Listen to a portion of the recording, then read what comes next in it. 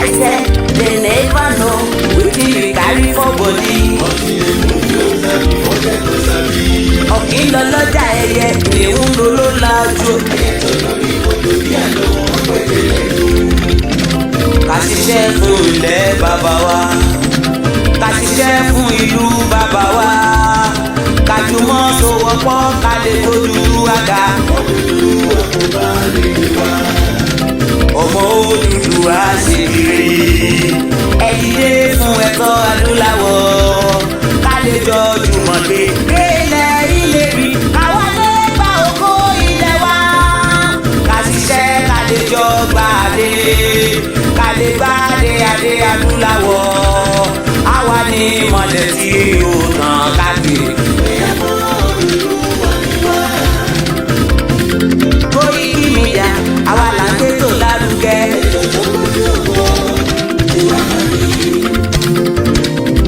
Kásá ẹgbẹ́ polówó ọjà wà kájé gbúgbà níjẹ.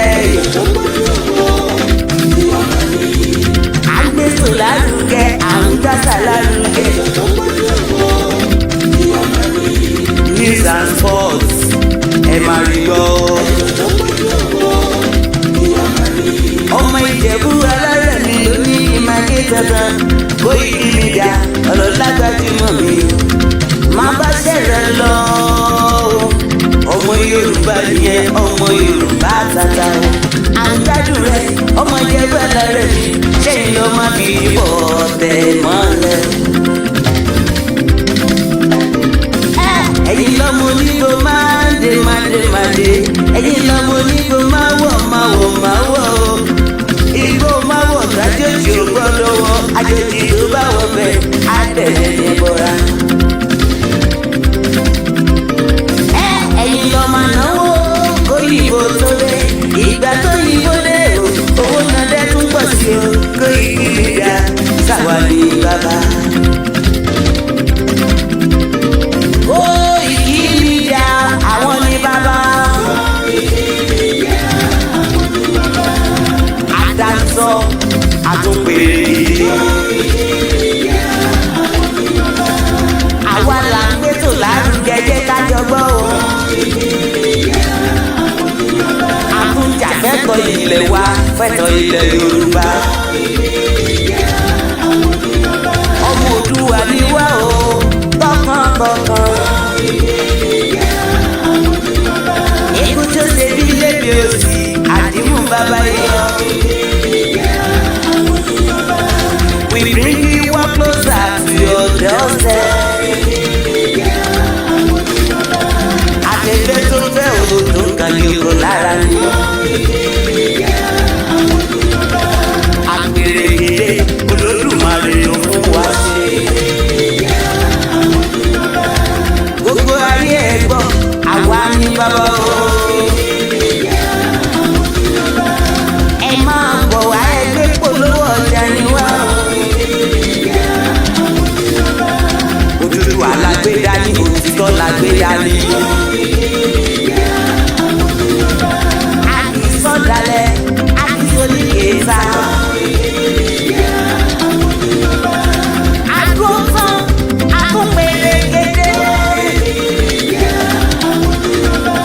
Koiki Media we bring you one closer to your doorstep. Koiki Media is around. Is around o. Ladies and gentlemen,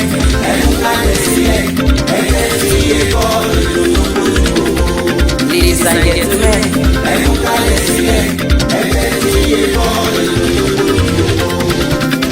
Koiki Media is around. Koiki Media, we're bringing the world closer to your doorstep.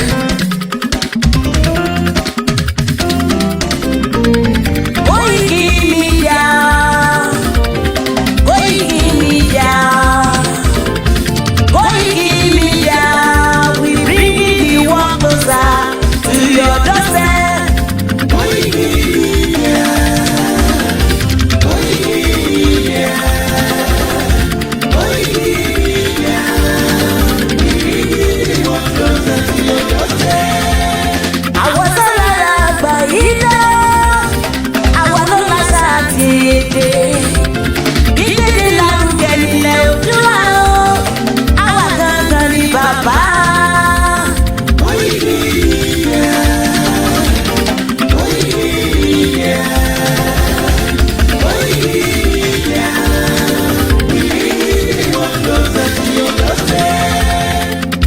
first sabi wetin we carry for am.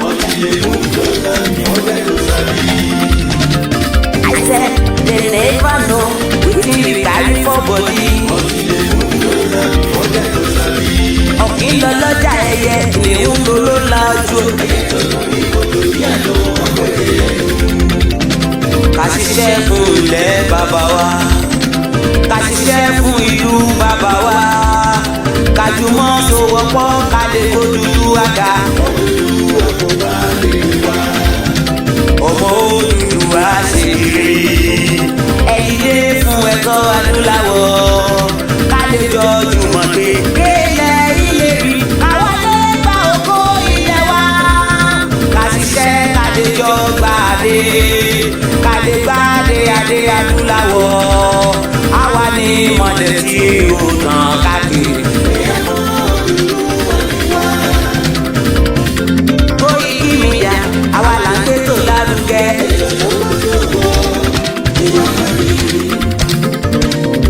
Kásá ẹgbẹ́ polówó ọjà wà kájé gbúgbà níjẹ.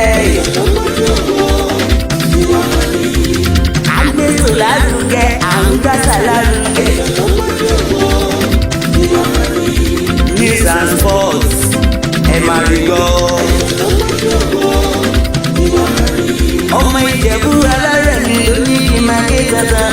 Koiki Media ọ̀rọ̀ lágbàjúmọ̀ mi má bá ṣẹlẹ̀ lọ. Ọmọ Yorùbá nìyẹn, ọmọ Yorùbá tata. Àgbàdo rẹ̀ ọmọ Ìjẹ̀bú alárẹ̀ mi ṣé ìyọ́ máa fi bọ̀ tẹ̀ mọ́lẹ̀. Ẹ̀yin lọ́mọ onígbò máa ń dé máa dé. Ẹ̀yin lọ́mọ onígbò máa wọ̀. Ìgbò máa wọ̀ lájòjì ò gbọ́dọ̀ wọ̀. Àjòjì tó bá wọ̀ bẹ́ẹ̀ á tẹ̀lé ní bọ́ra. Ẹ̀yin lọ máa náwó kóyìnbó tó dé. Ìgbà tó yìnbó dé o, owó náà dẹ́ tún pọ̀ sí o. Koiki Media sáwà ní bàbá. Koiki Media àwọn ní bàbá. Àdáńsọ àtúnpèrè ìdílé. Àwa là ń gbẹ́tò lárugẹ jẹ́ ká jọ gbọ́ o. Àkúnjà fẹ́tọ̀ ilẹ̀ wa, fẹ́tọ̀ ilẹ̀ Yorùbá. Ọmọ Oòduà ni wá o, tọkàntọkàn. Ikú tó ṣe bí lébi òsì, àdìmú bàbá yíyọ. We bring you up closer to your doorstep. Akẹ́kẹ́ tó fẹ́ o tó kàn yóò lára ni. Àpèrè ìdílé Olódùmarè ló fún wa ṣe. Gbogbo ayé ẹ̀ gbọ́, àwa ní bàbá o. Ẹ máa bọ̀ wá ẹgbẹ́ polówó ọjà ni wá o. Odùduwà la gbé dání, òtítọ́ la gbé dání. Àkìsọ̀dálẹ̀, àkìsọ̀lìkèéta. Àgùntàn, àgùnpẹ̀lẹ̀gẹ̀dẹ̀. Koiki Media will bring you one closer to your doorstep. Koiki Media is around. Is around. Ladies and gentlemen,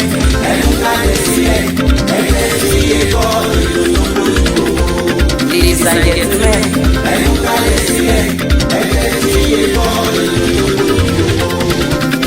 Koiki Media is around.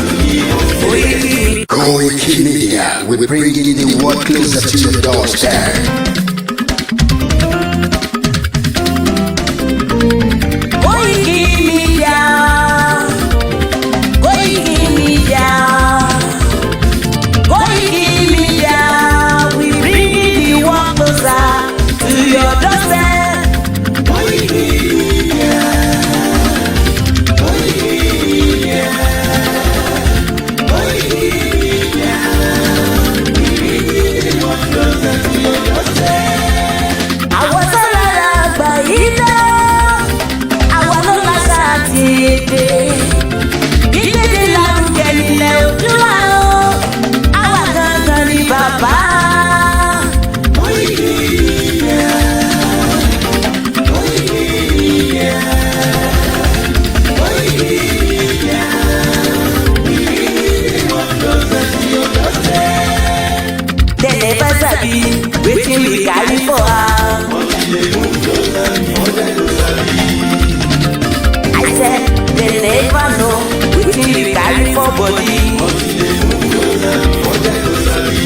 ọ̀kìn lọ lọ́jà ẹyẹ ìléwú ń lọ la ojú.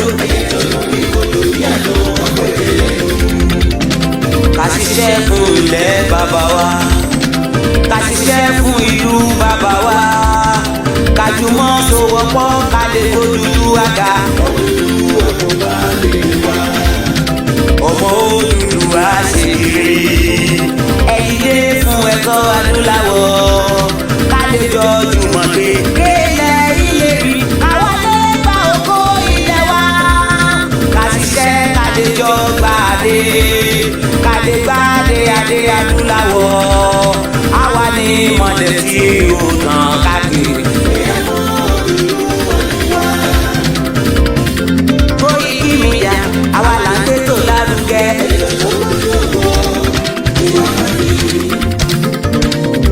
Kásá ẹgbẹ́ polówó ọjà wà kájé gbúgbà níjẹ. À ń gbé tó lárugẹ, à ń gbàsà lárugẹ. News and sports ẹ máa rí lọ. ọmọ Ìjẹ̀bú alárẹ̀ mi ló ní ìmàgé dandan Koiki Media ọ̀rọ̀ lágbàdìmọ̀ mi má bá ṣẹlẹ̀ lọ. ọmọ Yorùbá nìyẹn ọmọ Yorùbá tata o àǹjádùn rẹ ọmọ Ìjẹ̀bú alárẹ̀ mi ṣẹ́yìn lọ́ máa fi bọ̀ tẹ̀ mọ́lẹ̀. ẹ̀yin lọ́mọ onígbò máa ń dé ẹ̀yin lọ́mọ onígbò máa wọ̀ o. Ìgbò máa wọ̀ sájòjì ò gbọ́dọ̀ wọ àjòjì tó bá wọ bẹ́ẹ̀ á bẹ̀rẹ̀ ní bọ́ra. ẹ̀yin lọ máa náwó kóyìnbó tó dé ìgbà tó yìnbó dé o owó náà dẹ́kun pọ̀ sí o Koiki Media sáwà ní bàbá. Koiki Media àwọn ní bàbá. Àdáńsọ àtúnpèrè dìde.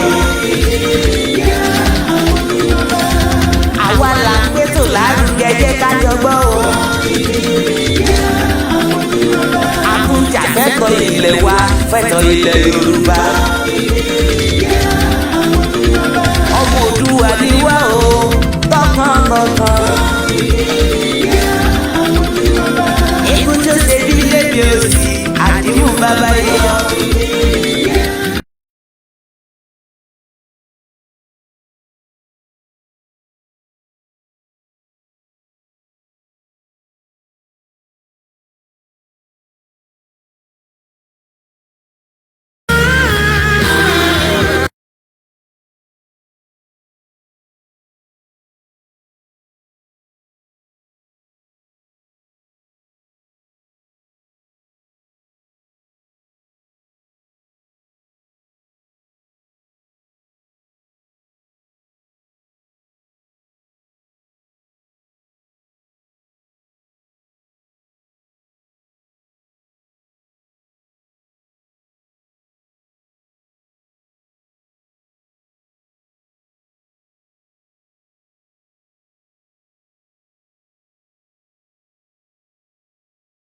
Man, that's a lovely tune coming from Morg and children of watching and saying, I will dwell. Where will you dwell? This weekend, what are you doing? Well. When it comes to the temperatures, I can tell you that if you are dwelling, I bet you have to dwell under the shadow. Yes, not under the sun directly because it's kind of hot. But hey, we are here to help you dwell wherever you are with every information that you need. And at this juncture, it is my singular honor to invite the one and only, the White Lion himself, Mr. Olayomi Koiki, in our North London studios, where he is dwelling this morning to bring you the presentation. Yomi, good morning. Well, very good morning to you, Mr. Archie. Good morning, Frank. Good morning to all our listeners around the world. Good morning to Mr. Dante, the Money Man, and a very good morning to all the Star Radio presenter. And once again, it is, thank God it's Friday, when some of us get paid and some wait till the next 21 more days, subject to which part of the world that you are. But in Nigeria, I'm sure as many workers looking forward as well to, what is going to happen at the end of the month. But it is the Friday edition, and I welcome us once again to the Star Radio UK network. Yes. How are you doing? How is the family? Well, we're doing very well. It is, the weekend, so that literally means that, the children have made their final last day to school, and that means in the next 1, 2, 3, 4 hours, there will be our responsibility, for the next 4 hours. As we monitor the situation in Paris, we pray for those that have been affected. But like I always say, it is always also similar. That is what is happening in Ghana, in African countries. And it's also the reason why Star Radio UK is a community radio station that highlights some of those problems, because we tend not to be remembered when some of the atrocity happen. I mean, nobody prays for atrocity to happen around the world. But whatever happened in Paris, multiple of that is happening even in America, where a young Nigerian mother of 4 was shot dead in Florida.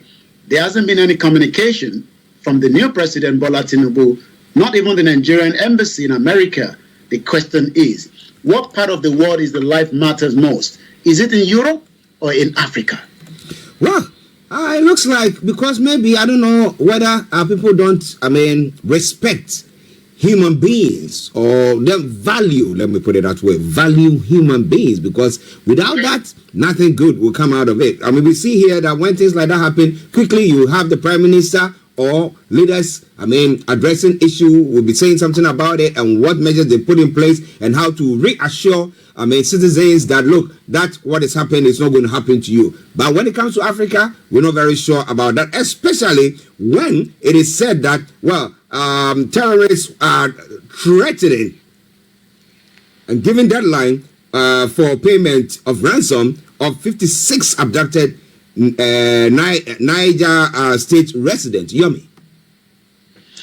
Well, the news in Nigeria is sometimes could be depressing, and sometimes could also, elevate you, and sometimes it could just, ask the question, when are we going to get it right? But the question again that you've asked is, are we ever going to get it right? When terrorists are demanding levies to be paid, to individuals, and the news that I believe Tinubu, will be looking to, and I hope is giving, daily security report in Nigeria. But as we speak right now, 56 innocent Nigerians are in the hands of terrorists that have now also issued deadline for payment of ransom in Niger State. What do we know so far? Let's recall that since May 2023, terrorists stormed Kafin Karo community and kidnapped as many people, and most of them are farmers and traders, but no fewer than 56 of the residents of Kafin Koro community in Pai Koro local government area of Niger State were kidnapped by the terrorists. They are now crying out for help. And what kind of help are they crying out for? Because the terrorists have now issued an ultimatum for payment of ransom. Remember that some of these individuals do not have, the kind of money that they are asking them to pay. We're talking about huge amount of money. But the question is, what is the security going to do?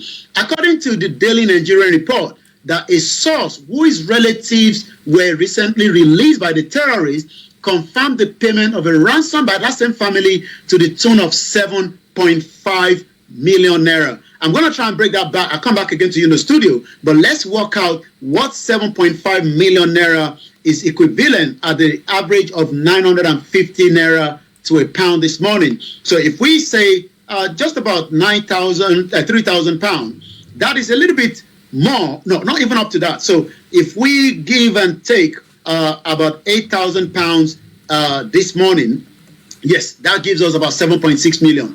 The question is, Archie, do you think in reality an average worker that has even a part-time job will cough out 8,000 pounds without going to the bank for the loan? There is no way that people, here, you wouldn't even have people just coughing up an amount like that. Here, you wouldn't, because we have expenses and things. So talkless people in Nigeria, I don't know what they're going to do. And I don't know what exactly is happening. And I don't know why government is not getting grips of it. But, wow, that is a hard one for these families of the 56 people, right? A very hard one. Like I say, these are petty traders and they're farmers. Imagine farming in Nigeria is not as easy as farming, outside the country, where most of the European countries are becoming much more mechanized. So there are less work to do, but they also have a good return. In Nigeria, there's a lot of work to do, and the returns are not very good because most of the time we talked about it, most of the produce get destroyed before they get to the market. And if you're now asked to pay up to the tune of £8,000 after being kidnapped, the question is, who then rescue these individuals? And today it seems Bola Tinubu has a lot of tasks ahead of him, as he's taking, it's a week and a half, just as we discussed on the Niger Voices, as we speak right now. Now, interestingly, people who have paid ransoms like that, how have they come by the money? If you know, how have they come by? Well, some have borrowed the money, while some have also end up selling their possessions. So you end up selling whatever you have. Even some end up selling their animals and sometimes the land. And even I remember a particular one in Ogun State. They were still paying back the loan after the individual has returned back. And that was a church where the terrorists went into the church, raped, a few individuals in that church in that open ground, and eventually kidnapped, some of those, members and the leaders of the church. And they had to borrow money, and they were asking for help in returning back the loan. So do the banks give loans to such people? Well, you don't get loan in the bank in Nigeria. Yes, go on.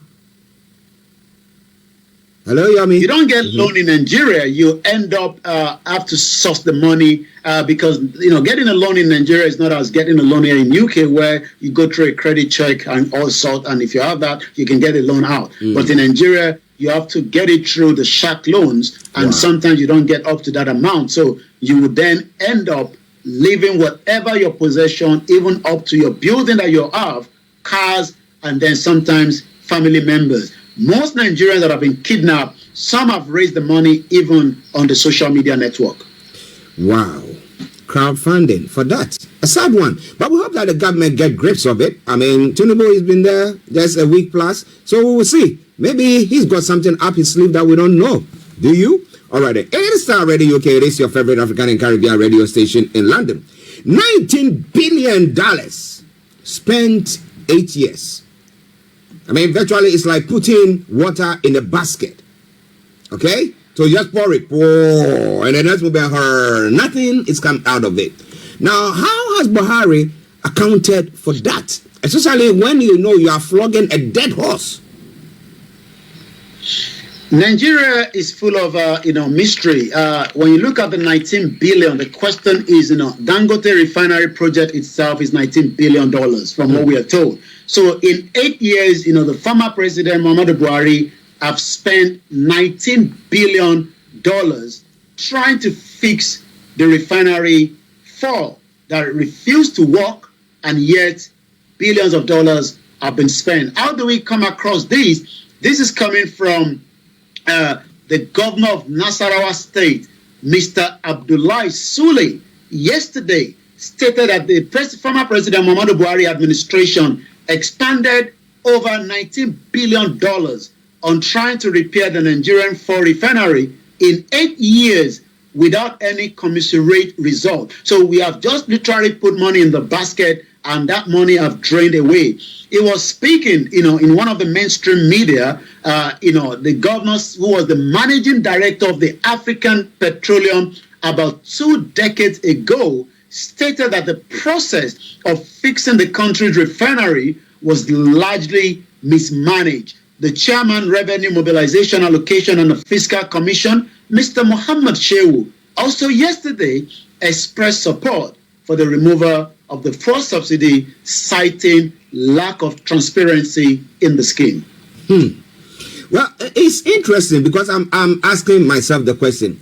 If Dangote went for a loan because he didn't have that money. He wouldn't spend his own money, 19 billion. He would definitely go for a loan. I mean, because you present a business plan and they look at it and think, well, it's something that is good. We want to be involved, and they'll give you that loan. And government got that money and then spent it there, and we're not seeing anything. Is there a chance of maybe privatizing the Nigerian oil refineries, or what are the plans? I'm not too sure how the President Bola Tinubu is going to unbundle, these, catalog of problems when it comes to the Nigerian refinery. The refinery has been going on, for decades. The last time those refinery was in full function was probably in the 70s and around 80s. Fraud came in by trying to make sure that those refineries were not working to full capacity, and that literally means that Nigeria has to continue to bring back, the finished produce from other countries as well. Tinubu hasn't said anything much, but he has been meeting, with the marketers. He has said it clearly that there is no going back in terms of, the fuel subsidy. That literally means that the subsidy is not coming back. It would save money to the tune of $10 billion precisely, if not a little bit more, because that was what President Buhari paid last year, when it comes to the subsidy for the whole year. How Tinubu would then be able to manage some of the governors that visited him at the State House also promised to support the present administration to cushion, support to the average Nigerian. We have about 130 million Nigerians. That's close to about 60% of Nigerians that are living in abject poverty. They will need help, when it comes to the cushion of the subsidy, because it's not everybody has the petrol, the generator. But when you go to the market, the price of the meat, the fish, foodstuff, and the most important, the cost of transportation for the workers to get to work would also double. So, but the governors have promised Tinubu is full support, and likewise, we now have about 13 days on the 13th of June, about a few more days, there will be now the new 10th Senate. And that literally means that, these are the, individuals that will be working with the present administration. The 9th Senate, as many Nigerians believe, was just a rubber stamp. They even gave Buhari the final paycheck of $800 million just before he left, on the 29th of May, which he also said that money will be used towards the support to cushion the subsidy. Whether the money is still available for Tinubu, we will have to wait and confirm that, when Tinubu starts giving us some of what is left from what he took over from the same government, but a different administration.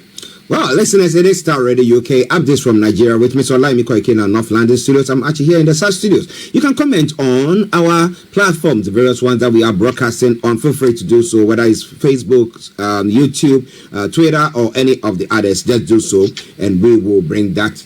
We will read your comment. But Yomi, just before we end the discussions on the what do you call it, refineries. Now, do you think that there are people who are sabotaging it? Because I'm looking at those who are working in the fuel import industry. So that is, the moment the Nigeria refinery and Dangote's refinery started working full capacity, there might be the need that those who are importing will have to stop. So do you think that these people, these big hooks are there and they are putting impediments in the way of the federal government or this industry, the refineries from running fully? And if that, what do you think should be done? Well, I think, that the situation with the Dangote expectation is that, when it goes into full operation by next month, that would help, the industry, whether it's the downstream or the upstream. But what we can say, it seems that, the cabals within the marketers are probably aware that, Tinubu, the previous government, are going to remove the subsidy. Maybe some of them will have invested in Dangote. We don't know that. But it has been a cartel for a very long time, when Tinubu said it also that it can't be paying for, subsidy in Cameroon. We saw the Cameroonians are protesting already, for the removal of, imagine Cameroon is protesting, for the removal of subsidy in Nigeria, where Nigerians are also not really enjoying, the subsidy itself. I was privileged to listen to the former governor of the CBN, and maybe for chance, let's for a minute and a half. Let's listen to this was around 2000, about 2007 when Jonathan was still in power, and this is what Sanusi, the former CBN governor, with Deseni is here in London with us, even though the federal government is trying to extradite her back to Nigeria, but that hasn't happened yet. But let's listen to what Sanusi told us, during one of the presentation they had, when Jonathan was in power. Ngozi said we are consuming 35 million liters. 35 million liters a day. With a population of 160 million naira. How many cars do we have in Nigeria? How many cars? 35 million is 1/3 of the entire population of Nigeria. How many cars do we have? It is not true. Some of those LCs that are established, go and talk to the master. The ship comes on the sea. Vessels go offload from the sea, take the petrol to Cameroon and to Benin. Meanwhile, somebody at the port takes a piece of paper. You will see a list of bills of lading saying that 15 vessels landed in Lagos on the same day. 15. Look at the dates. You will see 15 vessels. I have seen it. 15 vessels landing on the same day. Somebody will tick that he actually saw them. Those are the documents that are presented. And why would it not happen? You have created an opportunity for rent seeking. The difference between 65 and 140 is so huge. 1 trillion naira is enough to bribe anybody to sign anything. These same marketers was another $8 billion. That is 16 billion. 16 billion.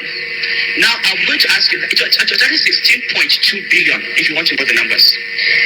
Now do you know what? The total amount, at least from my records, the total amount of money that the government earned that came to us in the Federation Reserves from the entire oil sector in the same period was 200,000 less than that. So you can see that the subsidy is just the biggest fraud that has happened in the history of mankind. How Tinubu, the president, is going to manage, these now is what Nigerians and the governors that have said he has their full support, whether they are from the PDP or the other political party. So the journey of the removal of the subsidy have just started in Nigeria. Well, listeners, it's quite an interesting one. What do you think about the fuel subsidy? Of course, I wouldn't want Nigerians to be suffering or paying through their noses for neighboring countries. Okay? Let Cameroon do this, let Benin do this, let Togo do this, let Ghana do this as well, because Ghana too, they were paying subsidies there as well, though they are also drilling fuel, crude oil, yet we also go out. It's the same story, like Ghana and Nigeria, big brother and their younger brother, and they are just doing the same thing. But it's a sad one from there, but well, let's see what happens. Okay, let's move on, because as they say, it's a special program for today. The National Assembly leadership, Tinubu's meetings of lawmakers, fails to resolve the zoning crisis. We're thinking that, okay, the president comes from the southwest, the vice president comes from the north, so maybe the House of Representative leader should come from, or the National Assembly leader should come from maybe the southeast, and then it gives it, it balances it up nicely. But what is the zoning? How did it all go? What is happening there, Yomi? There have been closure of meeting, and that is the Senate House there in Abuja with the President Bola Ahmed Tinubu. 5 days to inauguration. We know politics and politicians, even by end of tonight, they could end up, squaring it out and decide.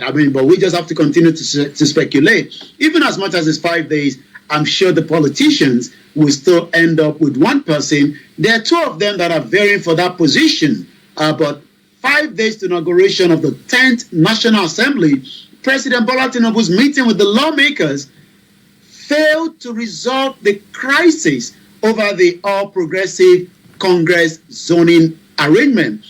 According to the APC National Working Committee, they had a micro zone. The Senate President, the Deputy Senate President, sit to Senator Godwill Akpabio from the South, and Senator Jibrin Baru from the Northwest, respectively.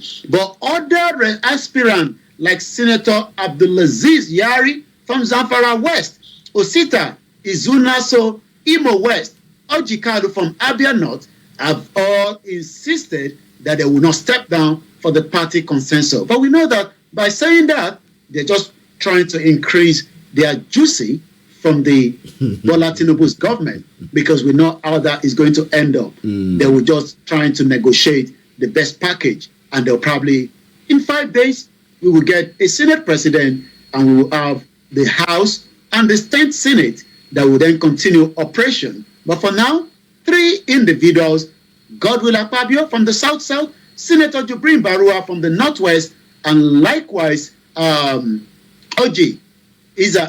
Senator Abdulaziz Yari from the Zamfara West, Osita Imo West. So 3 people are still not backing down, but we will wait to see what will be the end of that. Well, 13 days on. Anything new? What do you think? It is all Starr Radio. Okay, we'll go back to Mr. Olaimi Koiki. But let me say good morning to my bishop again, Bishop Adeshina, and to all your colleagues in that office. We salute each and every one of you, and we say thank you very much for your support. But let's go to Yomi for the rest of the stories making the rounds. Over to you, Yomi. Well, even the Labour Party representatives say Tinubu intelligent and is ready to serve Nigerians. This is coming from the Labour Party member elected. The House of Representative member-elect on the platform of the Labour Party, Godwin Oga, said he never knew that President Tinubu was so intelligent, and he felt so proud listening to a man who is prepared to serve Nigerians. Oga, who was elected from Isiakua Uma Uche Federal Constituent of Abia State, stated this during an interview after the National Assembly member elected met with Tinubu at the State House to resolve the leadership crisis. So that is the headline there. Tinubu intelligent, ready to serve Nigerians, according to the Labour Party representative. Let's talk about some of the other headlines, and then we move into the social media. The University of Abuja student rusticated over planned protest against the tuition hike, also dragged the university to court, demand reinstatement, and a 50 million damage is coming as well. Nigerian Secret Police, DSS, invaded Anambra House of Assembly, attempt to arrest member-elect. It seems that the DSS, is still doing as many of their dirty jobs as a lot of Nigerians believe that. They are not being loyal to Nigerians, especially they've used that position to oppress, intimidate as many Nigerians. So even the DSS that we respect is no longer respected, because sometimes you end up seeing them in the lay market where they are meant to be there for proper intelligent gathering and supporting the NSA as well. But operatives of the Department of State Services on Thursday yesterday invaded the Anambra State House of Assembly complex, made an attempt to whisk away one of the lawmakers elect, which could have been called into questioning rather than trying to, these are houses. Imagine police trying to get into the parliament and withdraw somebody from there. I don't think that would ever happen, but they have the right, to question or invite any lawmakers, into the station. This incident, which caused huge commotion, I'm sure definitely more commotion if such happen here in UK, ensued as the lawmaker elect for Inewu North constituency, Mr. Onyekachu Ike, was arrested by the operatives and bundled into the trunk of a car driven by the operatives and made to leave the complex before they were stopped. This happened while the valedictory tank, imagine this was happening while they were doing the valedictory Thanksgiving for the 7th Assembly was still going on at the Assembly complex. It shows disrespect for the law, it shows disrespect for the building, and it shows disrespect for Nigerians and humanity as well. Let's take few more. After mocking Tinubu for urinating on himself, former Minister Aregbesola, the Minister for Immigration, returned to Osun, is now begging for forgiveness. Wow. Politics, they say, is not, a bitter, or I don't know how to put it, but it seems that Aregbesola is now biting the finger that have fed him, because he was a very close ally, during the 8 years tenure of Tinubu as the governor of Lagos State. But after serving Buhari in the ministerial post, Aregbesola, the immediate past Minister of Interior, has now returned to Osun State, saying he has come back to restructure the All Progressive Congress, and is also begging for forgiveness from those he has offended. Let's take a few more, and then Nigerian Air. Remember, we've been talking about Nigerian Air, one of the biggest fraud in the history of any aviation that we can talk about, where an airline, almost 80 billion was paid, painted into the color of the Nigerian flag and everything, brought into the country by Adi Saraki, and then eventually returned back to Ethiopia, Addis Ababa, where I don't know how long it took them to remove the name and everything, because they probably needed that to be back in service. So they were not ready to even now let it to run one more trip to Nigeria. But the question now is, the Northern Forum demand arrest, probe of the former aviation minister, Adi Saraki, over the Nigerian air fraud. It seems that I'm not too sure whether that is going to happen, but we have to wait and see. The concerned Northern Forum has called the Nigerian Air launch a half-baked project driven by lies, deception, corruption, personal money benefit to the former Minister of Aviation, Hadi Saraki, amounted to billions of naira. The group now called for the immediate arrest, though investigation of the former Minister of over the aviation scandal. This is where the DSS is meant to be going, looking into that, but the DSS are right there trying to remove somebody. Maybe somebody is not happy, and they're using that. Tinubu met with the Exxon Mobil as the president. Tinubu, amid a lingering stalemate of over 1.3 billion oil asset sale. The meeting was held, closed door yesterday with the directors of the Exxon Mobil. So we will have to wait and see. During the campaign, Tinubu mentioned that he wanted them to do the same thing that was done, during the period of what they've done in Algeria. Nigeria has, the structure already, is what Tinubu is saying. Whether the investors will then eventually make this to happen, we will have to wait and see. But it seems that Tinubu is asking those investors to look into Nigeria as a place for investment to the tune of 1.3 billion asset. So let's go into it a little bit. President Bola Tinubu yesterday pledged to ensure competition in the oil and gas industry in the country, following a visit by the officials of the Exxon Mobil Nigeria to the State House in Abuja. None of the parties at the meeting disclosed details of the issue discussed. Recall that pending the matter, which could not be resolved by Muhammadu Buhari administration, was the 1.3 billion asset sale imbroglio between the company and the Sapele Energy PLC. On the other hand, the Nigerian National Petroleum Company Limited, and on the other side, some of the key officials of the Exxon Mobil that visited Tinubu, who himself was the former treasurer of the oil company, were at the president of the Exxon Mobil upstream oil and gas. So Nigerians will have to wait, just as we know that Rishi Sunak was in America yesterday trying to get as many of investors back to UK. And I think he's been able to manage that with a tune of 14 billion pounds to invest in UK by some of the firms. So Nigerians also will be looking forward to Tinubu trying to bring as many investors into the country to change the lives and the narratives of those individuals that are struggling today. So we're going to see if we can get, that image,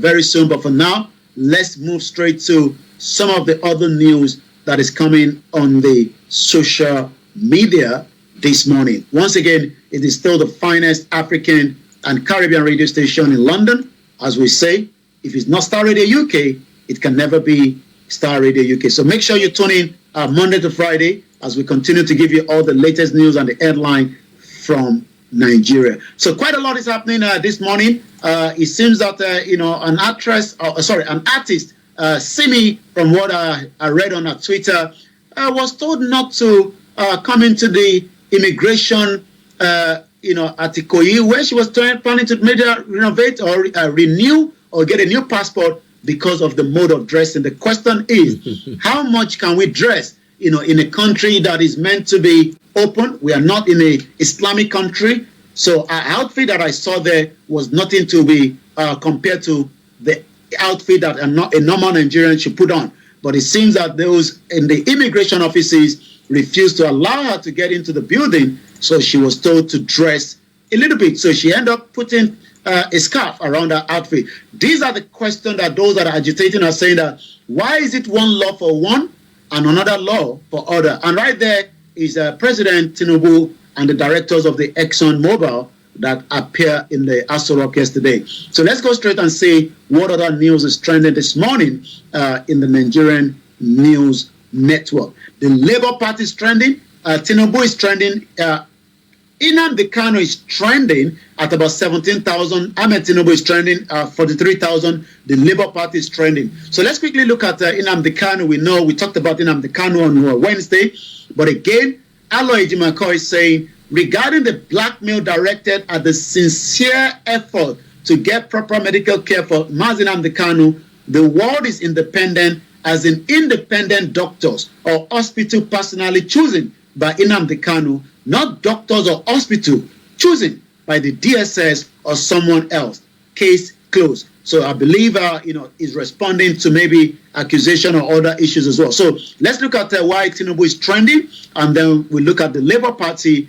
And I hope it's not because one of the Labour Party member says that Tinubu is the best man for the job. So Aisha Yusuf, a full supporter of Peter Obi movement, also went to America to protest against Bola Tinubu, went on about 5 hours ago. Bola Tinubu did not win the 2023 election, crudely rigged it to get himself imposed on Nigerians. That is the issue, that no matter how much you cry on my Twitter timeline, you cannot forget. A stolen mandate doesn't bring any sense of fulfillment and reason you are reckless. Also, Olamide says, Governor Seyi Makinde will continue to visit President Bola Tinubu to advocate for the entitlement of the people of Oyo State. You people should reserve your tears because you will need it for years to come. So you can see the imbalance there. Also, Redcap_Blondie, I know she's also a strong supporter of the obedient. Election Tribunal witness details how INEC sabotaged the IRE to change result. So now let's see one more from the Labour Party, then I'll come back again to you at 11:42. It's still the Star Radio UK network. So the Labour Party, let's look at some of the response to the Labour Party representative that says Tinubu is the best. I'm reading some of the comment from that particular tweet. Apapa renew. Apapa is actually the character in #Junior Boys. I prefer this one's face, though, so we are used him, yes. My dear obedient, cancel him. One also went on to say, they don't configure this one. Ishokam, other obedient will fall into the line soon. And this one is saying it can give away airtime to 50 people. This one is complaining about UBA not finding solution to some of the complaint. And the last person say, have you guys now give up waiting for 4 years after dragging we Biafrans back, right? Shame to all the youth, most especially the Biafrans. We are still not yet on their sense that Nigeria is not for them. Just keep fouling yourself while we get you Biafra. So that shows the response to the Labour Party candidate that went on to say, Tinubu intelligent, ready to serve Nigerians. And it seems that some of the Biafra are saying they've been used by Peter Obi, that diverted the heart and minds of the Biafrans from the reality that Nigeria is not working, as the Yoruba nation agitators continue with continuity of awareness while we are waiting to see how soon the president will reply to the letter that was sent on the 30th of May, a day after his inauguration by the leader of the Yoruba self-determination struggle, Professor Adebanji Akintoye. This is Starr Radio UK, and I'll now come back again to you in the studio, Mr. Archie, as we start to bring the program on the program that will then take us to the weekend. But for now, it is still the Starr Radio UK network. Yes, that has been Mr. Olaimi Koiki bringing you updates. But let me read a few comments that have come through. Leah Jai says, good morning, White Lion.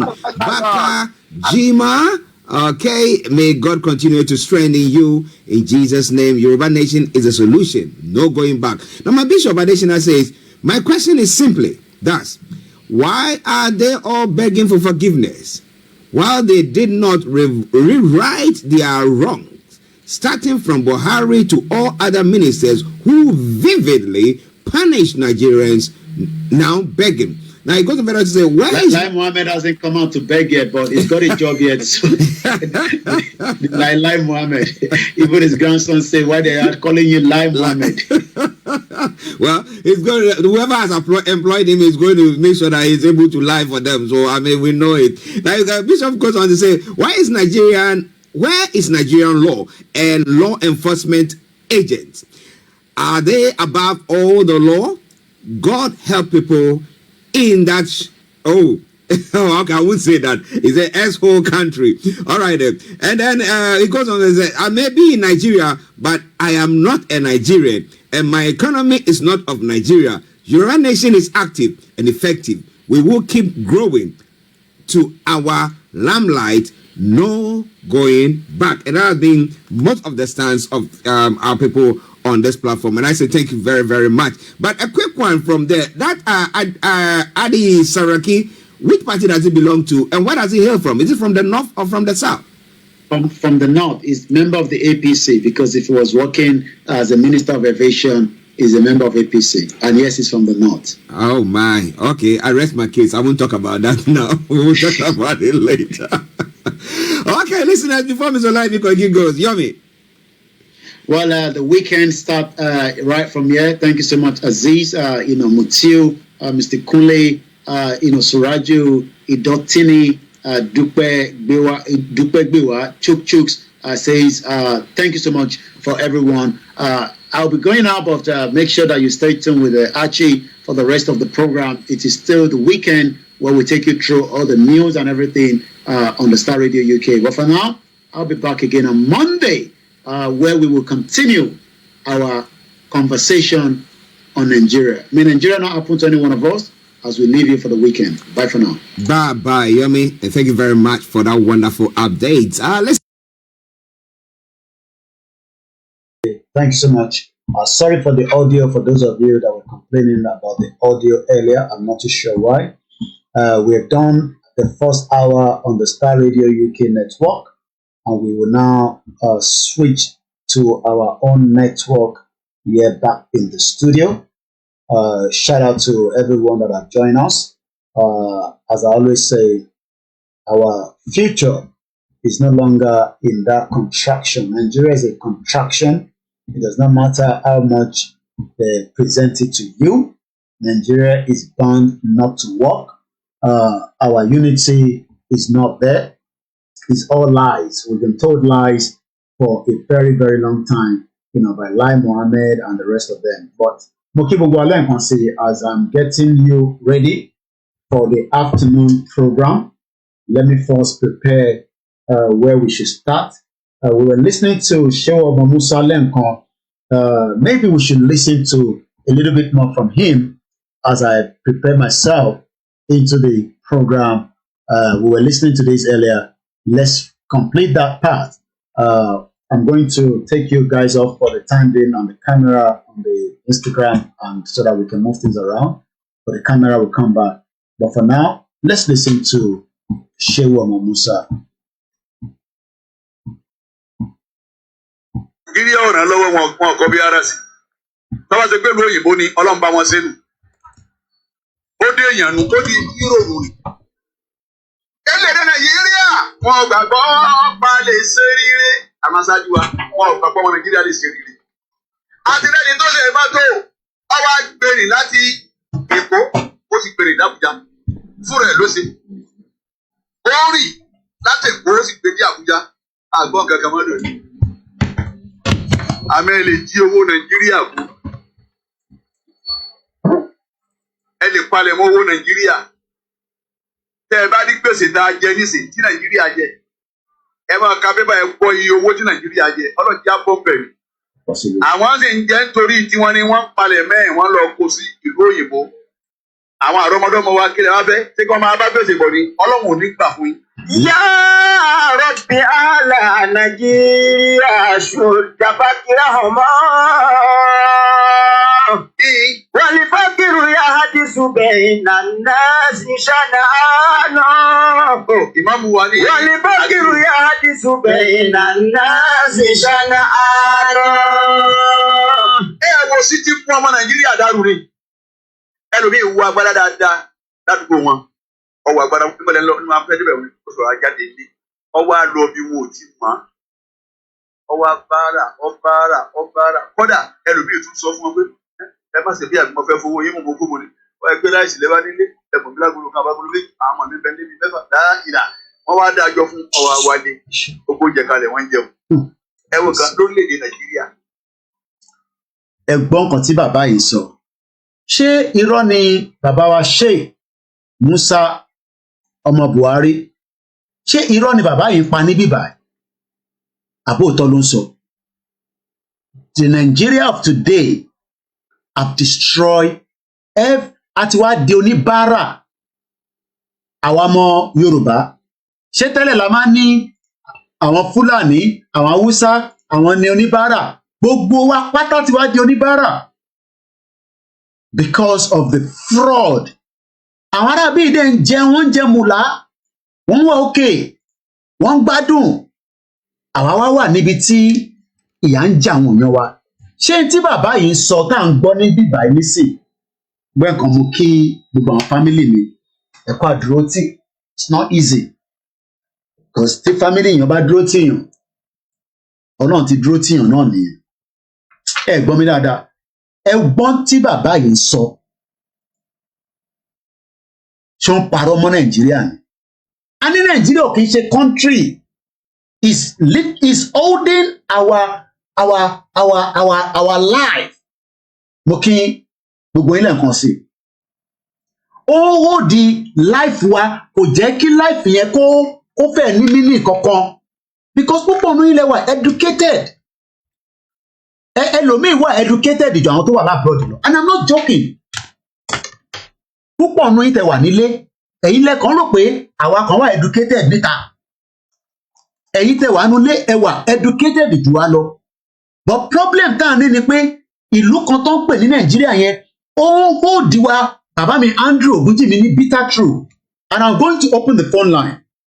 Ẹ jẹ́ ká engage ẹni tó bá fẹ́ bèrè nọ́mbà òun náà ní +44 74 04405917. Nigeria is a crime scene. Completely crime scene. Mo kí bàbá wa Bóyè Máyùngbé. Mo kí bàbá wa Kúnlé Ṣítà. Azeez mo kí ẹ. Ṣé rí àwa tá a ní ká kúrò ní Nàìjíríà yẹn? Ó mú wá pé ká wà ní Nàìjíríà gbà kan. I am not joking. Tẹ̀bí yẹn ni gbogbo ẹ̀ ṣe ń sáré fún Nàìjíríà. Àìrètà sá ni pé à ń rẹpísẹ́ǹtì lógò Nàìjíríà níta but Nàìjíríà gangan ò rẹpísẹ́ǹtì wa. Ẹ wo sísítà wa tí mo ní ó kú ní Florida yẹn. Kọ́lọ́run ọba Elédùmarè kó bá wa yọ gbogbo ẹ̀ṣẹ̀ tí sísítà yẹn dá tí òyìnbó kan yìnbọn fún pa l'Amẹ́ríkà. Ṣé mọ̀ pé Nàìjíríà gọ́ọ̀mẹ̀ntì ẹ̀ ṣe bí pé àwọn ti gbọ́ pé ẹnìkan kú l'Amẹ́ríkà? Àbí ṣé bíbí yẹn ṣé kò kí ń ṣe Nàìjíríà ni àbí ẹ̀mí mo kàn á sí pé Nàìjíríà ni? Ẹ̀yin yan wa. Ṣé Nàìjíríà ẹ má bínú mo fẹ́ make sure pé laptop tá à ń lò bá tó rẹ̀ pé Nàìjíríà mo wà iná gbọ́dọ̀ fún wọn lójú. Ẹ pè wọlé ẹja gbọ́ views yìí ẹ fi sínú comment section. Ọ̀rọ̀ Tinubu kọ́ lélẹ̀ kò ń ṣe Tinubu kò ní eléèkàn ọ̀dẹ́ nígbà kan ṣe pẹ̀lú Tinubu. Ọ̀rọ̀ Nàìjíríà là ń sọ nísìn. Mélòó ni Tinubu fẹ́ ṣe ń bẹ̀? Ọ̀rọ̀ Nàìjíríà mo kí bàbá wa Kọ́lé ṣé kọ́lédowó ni tọ̀dọ̀ tí àwọn Yorùbá wọ́n ti ṣe oríṣiríṣi kọ́lédowó bímọ mẹ́jọ oyíbóyí jẹ gbogbo ẹ̀ oríṣiríṣi Yorùbá fíìmù láti wò èèyàn yan mi ó rà pé ẹ̀gbọ́n kan tí mo sọ fọ́lọ́ mi láàárọ̀ àbí ọ̀sán ṣẹ̀fẹ̀ pọ́n ni mo kí àtó bí mi lọ́nu mo kí gbogbo àwọn Muslim Christian what God cannot do àbí wàá lọ máa ń sọ does not exist. Ọlọ́run ọba lélẹ́dùmarè àjọkẹ́ ayé àṣàkẹ́ ọ̀run bó ṣe wù ló ń ṣọlẹ̀ á gbé ọlá yẹn á gbé gbìgbìgbìgbì á lọ jù síbòmíì. Ọlá tí gbogbo wa rò pé a rí nínú Nàìjíríà á rí ọlá yẹn mọ́. Ọlá yẹn ti wà wọ́n ti gbà kúrò lọ́wọ́ wa. Mo kí ìyá mi dúpẹ́ ẹ ṣé gan ni mọ́mì. Wọ́n máa kí gbogbo ẹ̀yin girama ẹ má bínú máa padà sórí screen nísìnyí. Mad people all over the place. Àwa wà níta èèyàn ní qualification tó yẹ kó fi máa ṣe so much nílé àárín kankan fi ṣe ayé wa wà backwards. We are living in ṣé mo pàrọ̀ kan we are literally living in isolation níta. I don't think some of you knows that. Ẹ kàn fi pé abroad ìta wà. Some of us are living in isolation. Ó rà pé kọ́ọ̀lù ti ń wọlé ẹ pé wọlé ẹ̀yin máa bẹ̀rù Yorùbá lẹ máa sọ ẹ má wọ́rì ẹ ní láti sọ òyìnbó tá a bá wà lórí Starr Radio ní òyìnbó ní kábàkàbà tá a máa ń sọ. Bishop Adesina regular ẹ bá gbóhùn sókè. Èmi ni ẹ sà àwa jogbo àjọ ń ṣe náà ẹni tó ra data náà ní iléeṣẹ́ náà ló ń ṣe ṣùgbọ́n ẹ káàbọ̀ sà. Bẹ́ẹ̀ni, God bless you. Ọlọ́run ràn gbogbo wa lọ́wọ́ àdébìrì. Now tí a bá ṣe ń rò wípé a ní orílẹ̀-èdè nínú Nàìjíríà à ń tọ́ra wa. Bẹ́ẹ̀ ìyà now ìyà tí ó wà ńlẹ̀ fún àwọn Nàìjíríà tó wà ní diaspora ó ju ìyà táwọn tó wà lé jẹ lọ presently. Ìyà tó wà lẹ̀ fún àwọn ètò sá lọ sí diaspora because they are semi-slave. Tẹ́lẹ̀tẹ́lẹ̀ wọ́n wá kó wọn lẹ́rú bí ni nísìnyí officially ìwọ fúnra rẹ̀ ló ń sanwó lọ sínú oko ẹrú yẹn. Ẹ rí i pé arábìnrin tó pa ní Florida yẹn. Ẹ jẹ́ tẹ̀lé gbé picture wọn jáde ẹ máa sọ̀rọ̀ lọ́mú gbọ́. Tó bá jẹ́ pé ọmọ Amẹ́ríkà ni wọ́n pa níbí jìnnìjìnnì á ti bá ìjọba látòrọ̀. Kí Amẹ́ríkà kó tó di pé wọ́n sẹ́ẹ̀dì èèyàn wá bí jìnnìjìnnì máa ti bá ìjọba Nàìjíríà látòrọ̀. Tẹ bá rántí ìgbà tí wọ́n ní convoy ti embassy Amẹ́ríkà. ní Anambra May 2nd ló ṣẹlẹ̀ May 2nd. Ní Anambra bẹ́ẹ̀ni nílẹ̀ Ibẹ̀rẹ̀dógún làbí bẹ́ẹ̀ni Anambra bẹ́ẹ̀ni Anambra. Information kílẹ̀ ọjọ́ yẹn tó mọ́ Amẹ́ríkà ti respond but nǹkan tọ́kọ̀ sọ ni wípé ọmọ ìlú àwọn kankan ò sí níbẹ̀ wípé àwọn tó kú yẹn àwọn ẹ̀yìn dúdú náà ni ó ń ṣiṣẹ́ fún wọn. So ẹni àmọ̀rí ìbáàbù lọ̀rọ̀ ẹ̀yin black tó bá wù yẹn para yín tó bàjá yẹn ọ̀pẹ pa. So níwọ̀n ìgbà tí a ṣì ń sọ pé a wà ní Nàìjíríà nílùú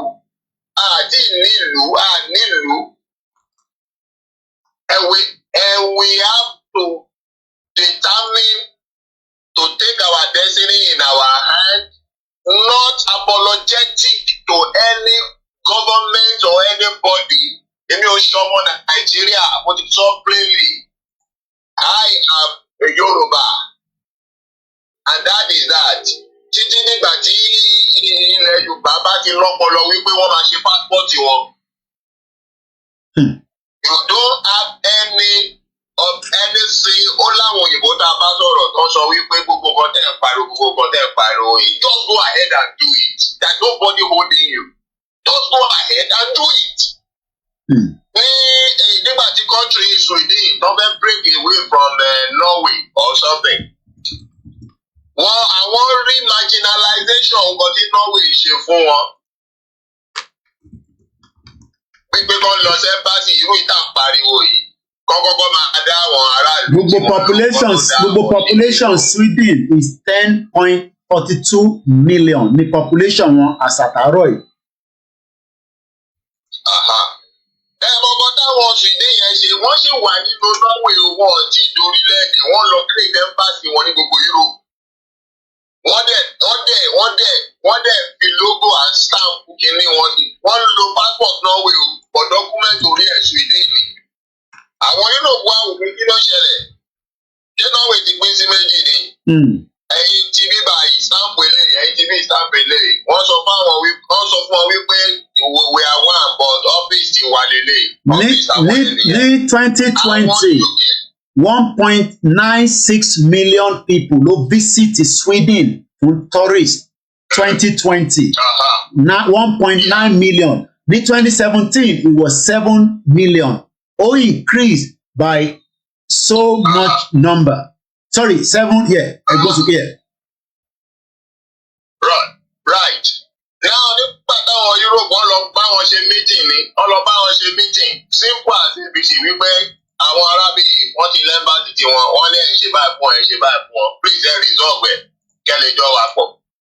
Àwọn ẹ̀dẹ̀ ṣe meeting pẹ̀lú ra wọn níbẹ̀ wípé ó yá ẹ̀dá ṣe meeting báyìí ní nǹkan tẹ̀ ṣe fún wa báyìí ní nǹkan tẹ̀ ṣe fún wa pé kiri àwọn ẹni ẹ̀ka tó lè yí òun padà ẹ lọ close àwọn embassy ẹ lọ close yìí náà àwọn ẹni láíláí ẹ change níbí náà kárí pé we are truly one ká tó lè change ẹ̀ wọ́n ní ẹ tó bàjẹ́ bẹ́ẹ̀ ẹ máa lọ. Wọ́n dẹ̀ ṣe lọ nìyẹn without any fight. Wọ́n kàn break a waste like that ni. So tabala fẹ́ gba ìlú and ansa sẹ́yìn making some intrinsic steps and decisions. Ojú ní gbogbo nǹkan tá à ń ṣe náà. Àwọn kan ló gbójú síta yìí tó sọ̀rọ̀ day and night. Àwọn kan fojú pamọ́ wọ́n dẹ̀ ń claim pé àwọn olórí Yorùbá. Olórí àwọn òwò. Kò sẹ́ tó mọ̀ ni o. Tó o bá ti mọ̀ pọ́mọ Yorùbá ni ẹ wà jáde wà claim ẹ̀ pé àmì Yorùbá nation kìíní ibi ìdẹ̀ ló wà dáàsì. O bá sàpamọ́ sínú YSCN, o bá sàpamọ́ sí kìíní kan, àmọ́ ẹ ọ̀tí tó bá jáde tó prophet. Bible sọ pé with heart man believe, with mouth confession is made unto salvation. Tó bá máa gbàgbọ́ nínú Jésù gangan ìwò láti jáde kó sọ lẹ́nu wípé mo gbàgbọ́ nínú Jésù. That is the rule of being a Christian. O láti boldly sọ ni kì í ṣe kẹ́ máa hide sábẹ́ ẹgbẹ́. So níwọ̀n gbà tẹ́ ẹ bá ṣì ra àtàbá ṣì ra àwọn tó ń ṣe ṣekúṣẹyẹ they are neither Nigerian nor Yoruba nation. Ewu question tí bàbá wa tó ń bè lọ bàbá the other time bàbá Òsèlè mi nǹkan tó ń bè lọ bàbá a lot of people were disappointed. How can you be asking bàbá? Immediately bàbá stop him and correct him immediately. And allow that bàbá very intelligent. Kò sọ̀rọ̀ sí direct. Ó ní tó bá ní ẹni tó ń sọ fún ẹ wípé nítorí pé Tinubu ti débẹ̀ wípé àti ìwé ìmọ̀ àwọn oníṣọ́ fún pé irọ́ ló pa. Ìmọ̀ akọ́ nìyẹn. Bàbá correct ẹ immediately. So these are the people tó dẹ̀ ń dágbádá ń tẹ̀lé tó ń ṣe pé àwọn kiri. So aláti máa put àwọn èèyàn to test kọ́kọ́ máa openly kọ́kọ́ fẹ́ pé Yorùbá ni wọ́n kì í ṣe kọ́ máa sáṣá bẹ́ẹ̀ gbẹ́. Thank you very much. Ẹ ṣé gan ni ẹ má bínú fún the distortion of the audio mọ̀mọ́ reason tó ṣe ń ṣe bẹ́ẹ̀ ìyẹn náà ń gbọ́ tó ṣe ń dún the poor audio ẹ má bínú not sure why. So ẹ má bínú à ń manage gbogbo náà ni. Sweden ni à ń wò yìí ẹ jẹ́ ká gbọ́ díò Sweden ni.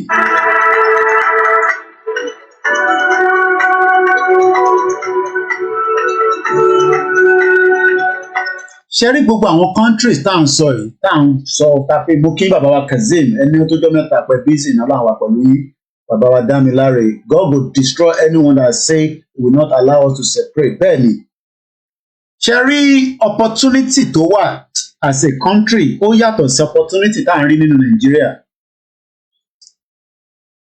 We are not given a full potential opportunity. Ṣébi tí wọ́n tẹ̀ fún yín ní access proper access sí the common basic things which is the communication.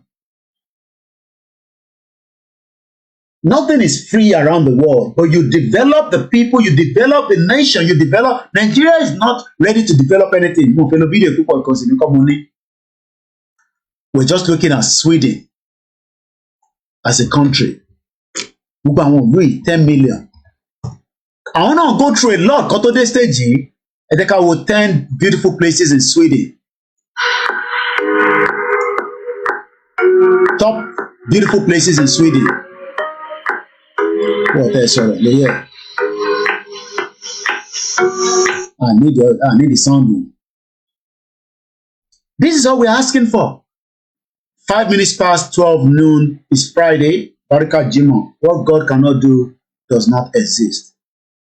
Vast archipelagos along its coast. The air and water are crystal clean. The roads and public transport are excellent. Special development ló débẹ̀. But I think Nigerians are expecting too much. You are expecting a development in Nigeria, knowing fully well that development is not going to come. Nigeria is a backward country.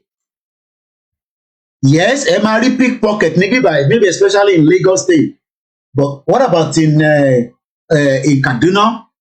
What about in Kano? Abikate sọ pé àwa interested in gbogbo bẹ̀yẹn. Ṣé Lagos State nìkan ló yẹ kó wà develop ní gbogbo ilẹ̀ Yorùbá? Kí ló ṣe Ogun State? Kí ló ṣe Kwara? Kí ló ṣe Kogi? Kí ló ṣe Èkìtì? Kí ló ṣe Ọ̀ṣun? Gbogbo ẹ̀yin tẹ́ ń jí lójoojúmọ́ tẹ́ kàn án sí pé kò dé. Ó jẹ́ kẹ́ máa busy rẹ̀ kẹ́ máa ṣiṣẹ́ kan. You can't just be waking up and do nothing. Architect nìyẹn máa bá wa design. Labourer nìyẹn máa bá wa ṣiṣẹ́. But gbogbo local government tó ń bẹ ní all these states that we've mentioned, including Ondo and Ekiti. This is Sweden. Citizens are among the friendliest people in Europe. The friendliest people in Europe. Àwa náà wà friendly. Àwa la máa ń ṣàánú jù láyé yìí. Ẹni tó ń sọ pé poor sound yẹn bí a phone tẹ́ ń lò ní. I don't know about tí ń wà láti Nàìjíríà tẹ́ ń sọ pé poor sound. There's nothing wrong with the sound. It's definitely from your own end, okay? So I don't think there's a problem with the audio. They may then more assume that because I can listen to myself. Because think of control with audio. A jáde can refresh phone and can you disturb with the poor sound, you know. Think about the bani poor sound. Like I say, I think a jáde can wọlé padà. About 5% here. As if all that wasn't enough, Sweden boasts an extremely interesting history full of Vikings as well. History of Vikings. Àwọn kan náà dìde fún wọn nígbà ayé tiwọn náà ni Mr. Adegunni, look how beautiful is this country. Kò tẹ́ orí YouTube tẹ̀lé ní àti ń disturb jàre. Ẹ jẹ́ ká túbọ̀ wò díẹ̀ sí. So without wasting more time, here are the top 10 places to visit in Sweden.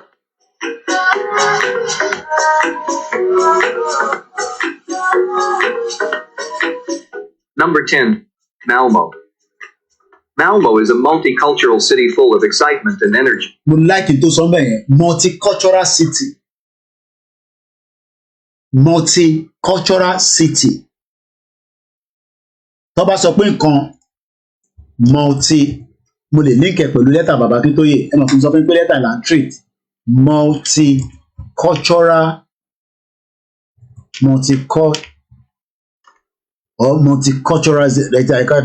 multicultural kí ni meaning multicultural tá bá sọ pé multicultural kí ló mean. Multicultural. Again. Multicultural. Bí èèyàn kan bá ń bí lé ní pé Mr. Adigun kí ló ń pè ní. Multicultural. Relating to or contain several cultural or ethnic groups within a society. Wọ́n kó wa papọ̀. Ẹ̀yà oríṣiríṣi. What does it mean to be multicultural? Kò mí pé a ní lè gbé pẹ̀lú ra wa. Relating to a number of different cultures, to traditions of people of different religion and race. Nigeria is a multicultural country. We can never be one. We will never unite. We will never live piece by piece. We are all living in denials. We are all fake.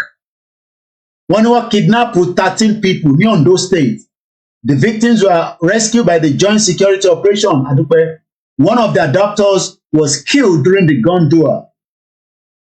We want our security to buckle up and protect as many of our people. Let's go back again. Diversity of a race.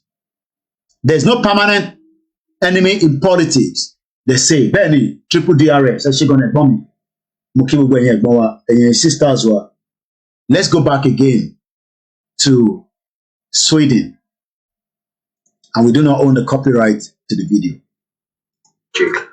Situated just over the Öresund Bridge, it has long been overshadowed by its more famous neighbor, but it has plenty to offer on its own, including a host of outstanding cultural offerings like the new Moderna. Again, cultural was mentioned. Why are they mentioning culture? Because I want only culture. River State vigilante shot the man dead for toasting his girlfriend. Music Malmo. Sweden's third. Then Aziz, only nobody is going to give you freedom. You have to go and get it yourself. Largest city is fairly small, but it is big on organic fair trade products from fashion to cuisine. Ṣáwa náà ní fashion, ṣá ní cuisine, àìmọye fashion designer. Ẹ rántí Bámiṣé tí wọ́n pa ní Lagos State. She was a fashion designer until the final day she died. Kódà wọ́n níbi iṣẹ́ ló ti ń bọ̀. Ó lọ sọ́dọ̀ sister, ó fẹ́ lọ fún láṣọ tó bá rán. Torí yẹn expect nígbà yẹn. Gunmen kidnapped 3 naming ceremony guests and 1 vigilante in Kwara. Àwọn headline tó wà lórí Koiki Media News lélẹ̀. Gunmen kidnap àwọn tó ń ṣe ìkómọ ní Kwara State. Ogun Estate residents stranded as the flood overrun the link. There's flood all over the world. There's chaos going on in Canada, but it's all about preparing for it. Ẹ jẹ́ ká tún wo Sweden yìí lẹ́ẹ̀kan sí. Òkè Káyọ̀dé ní this generation must end colonization. And that's exactly what Baba Akintoye said. Ẹ jẹ́ kí n link him on letter Baba Akintoye. We have experienced fully 8 years during which they will be conqueror nation. There will be conqueror nation. What about Kakini? I'm gonna play video. We have experienced fully 8 years which there will be conqueror nation has enjoyed total freedom to carry out invasion, killing, destroying across the face of Nigeria.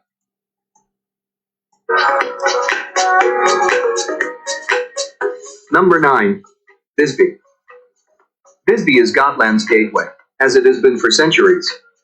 On the west coast of Gotland, the city of Visby has a long history stretching back to the Middle Ages. Then it was a prosperous member of the Hanseatic League, a medieval trading alliance in northern Europe. But there is more to Visby than just its history. The city hosts some of the best restaurants not only in Gotland, but all of Sweden. Many of them feature the fresh, farm-to-table cuisine for which Gotland is known. Àwa náà ní cuisine tiwa, a ní kọ̀kọ̀rẹ́, a ní oríṣiríṣi oúnjẹ tá lè present fáwọn tourist tó bá wá sọ́dọ̀ wa. Mo kí ẹ̀gbọ́n mi Frank, mo kí gbogbo yín ọ̀jọ̀gbọ́n tí gbogbo wa jọ ń ṣe ìrìnàjò Yorùbá nation.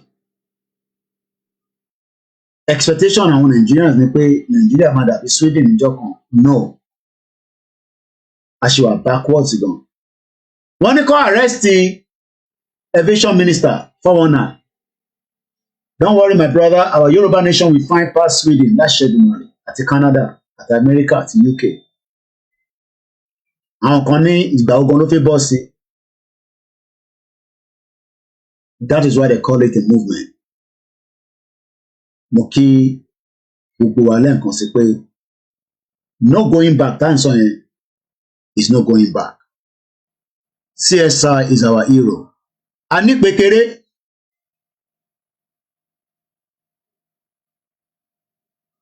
We have a lot to offer the world. Ẹ má bínú mọ̀mọ́ tó ṣẹlẹ̀ ọ̀dà pé fóònù mi kan. Adúpẹ́ lọ́dọ̀ Elédùà. Okay, sorry, látọ̀dọ̀ mi, sorry. I apologize. Let's go back again. Mo kí gbogbo ẹ̀yin tẹ́ wà lórí Instagram. Professor Banja Akintoye. They need to arrest all practically the minister that served under Buhari, I totally agree. Good afternoon, good morning, good evening, and welcome once again to Koiki Media Live.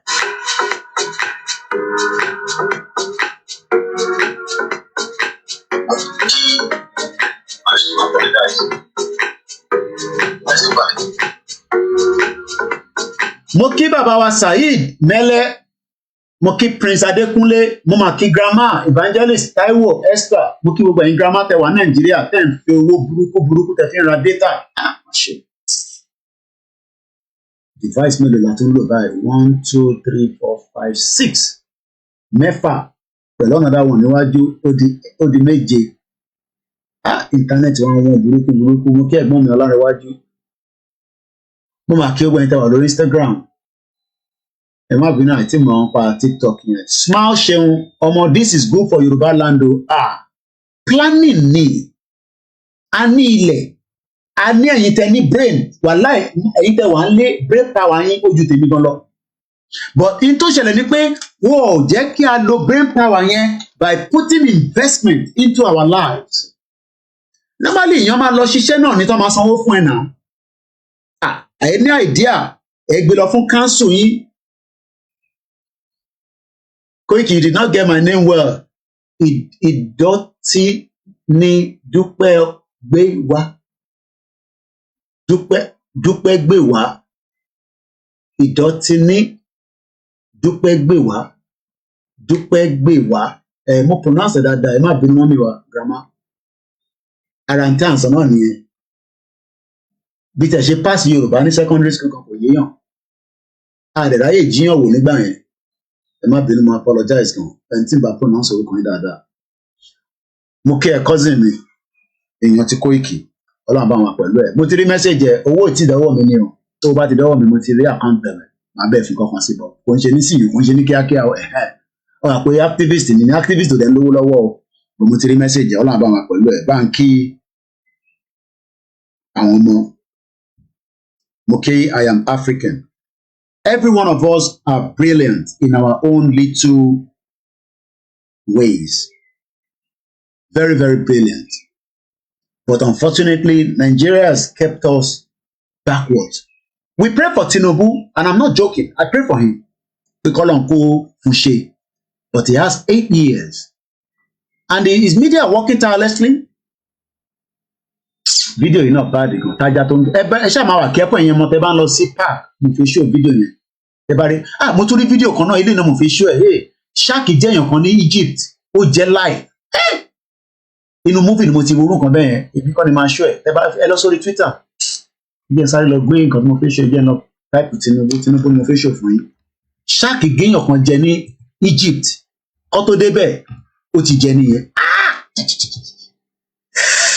ó jẹ́ lóye. Tinubu has a lot, but the situation of Nigeria, President Bola Tinubu is most prepared. Okay, kí ló máa sọ tẹ́lẹ̀? Ayọ̀ Oyèlọ́wọ̀ member APC. Okay, ṣe mọ̀ pé easy a lè play a video.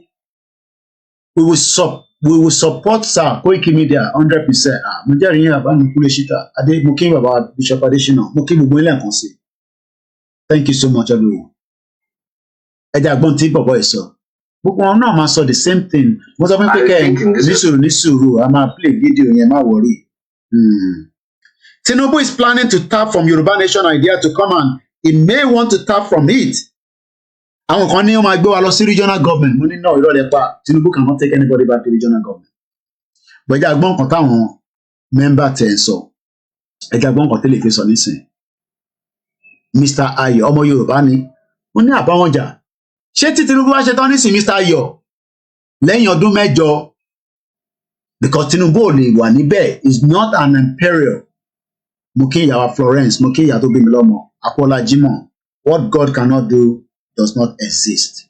Whether you are a Christian, you are a traditionalist, you are a Muslim, that is not the reason why we are asking for freedom. Mo fẹ́ kí a jẹ́ anybody. Èmi ò ní púpọ̀ but freezer mi ó wà full up pẹ̀lú oúnjẹ. Mo ti jẹ bread àti tea. Tí bá fi nǹkan kan sínú nísìn extra ni. Let's listen to Ayọ̀. Ọ̀yá lọ́wọ́, okay? Ẹ jẹ́ gbọ́ nǹkan tó sọ. Today also have said it that President Bola Ahmed Tinubu is the most prepared we've had since 1999. He's not a president who got in there by accident. We've had some who were birthed from the prison unprepared. Dárúkọ náà ẹ̀ lè dárúkọ ṣe rí pé kò lè dárúkọ. Àní Nàìjíríà kì í ṣe ẹ̀wọ̀n kó tó bá yẹ pé nílùú ìdìbò báyìí ti ń sọ̀rọ̀ ó máa dárúkọ Ọbásanjọ́. Ọbásanjọ́ ló fẹ́ sọ ó yà gbẹnu wọn lẹ̀ ó ní somebody from the prison. Ọbásanjọ́ ni náà. Ọbásanjọ́ ló fẹ́ sọ. Ń bọ̀ Ọbásanjọ́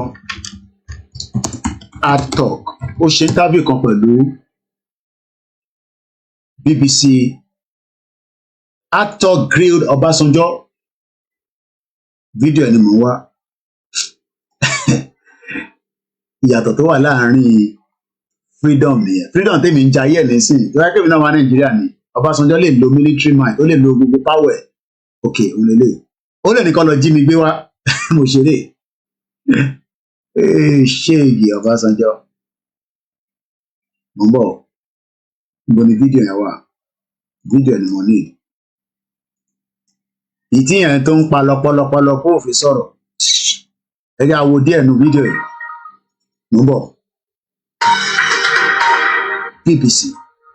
A summary of the news from around the world now. Joseph Frick. No, I need you. Mental humanitarian crisis. Ẹni tí bàbá yẹn sọ leléyìí tó lè dárúkọ Ọbásanjọ́ ó fẹ́ jà tó bá possible ni ó lè pọ́nṣì ẹni tó ń present fún bàbá BBC AdTalk guy yẹn ń bọ̀. Fẹ́ràn pé kinní kan ló ń bọ̀ báyìí náà ń jẹ́ madam arúgbó nísìn. Hundreds of thousands of people displaced, and indeed a new military campaign that we saw breaking out in the autumn of last year. From August last year, which led to that monumental humanitarian. So what? A máa padà sórí fídíò yìí, mo fẹ́ padà sórí kọ́mánì àpá Koiki rẹ̀ mi pé ti Tinubu yàn rẹ̀ play mọ́. In ti bọ̀bọ̀ ìfẹ́ du Tinubu Ọbásanjọ́ ló fẹ́ sọ, ó ní Tinubu is the most prepared. Mo kí yín lẹ́ẹ̀kan sí i. Bẹ́ẹ̀ ni owó ti di 550 ní lánàá, so owó ti di 955 láàárọ̀ ẹ̀ to £1. Ẹja agbọ́n tí Ayọ̀ Mr. Ayọ̀ kákọ̀ fún ní respect member of APC. Ó ní Tinubu ló wà prepared. Kò sẹ́ni kankan tó lè pé wà prepared, but the country is not going to unite. Mo kí grandma Awoniyi. Ẹja agbọ́n tó fi sọ. We've had the ones who were foisted on us who were not too feeling well. Yàrá àdúrà ló fẹ́ sọ. We have the ones who got there because somebody died, and we Jonathan ló fẹ́ sọ. have the ones who got there because they just want to be there. Shut up. Dákẹ́ níbẹ̀ yẹn. Idiot. Tinubu ló lọ gbé Buhari wá. Máa fún wa ní fàbù kọ̀ọ̀kan níbí báyìí. He wants to be there báwo. Díù kan ní gbogbo níjọ ṣe ni. Àbọ̀rọ̀ jágbajàgba òmùgọ̀lẹ́ pé gbogbo wa ni. Díù lẹ́jọ́ ṣe náà pẹ̀lú Buhari. Ẹ ṣe díù pẹ̀lú Buhari. Nítorí ẹ̀ sọ̀rọ̀ lélẹ̀. Buhari ti sọ̀rọ̀ àti gbọ́. Buhari ti sọ̀rọ̀ àti gbọ́. Buhari ti sọ̀rọ̀ àti gbọ́. Buhari ti sọ̀rọ̀ àti gbọ́. Ó tún yá ṣe bàbá ṣe Buhari ṣe bàbá ṣe Buhari ṣe bàbá ṣe Buhari. I congratulate fellow Nigerians who have realized their power, that their votes count.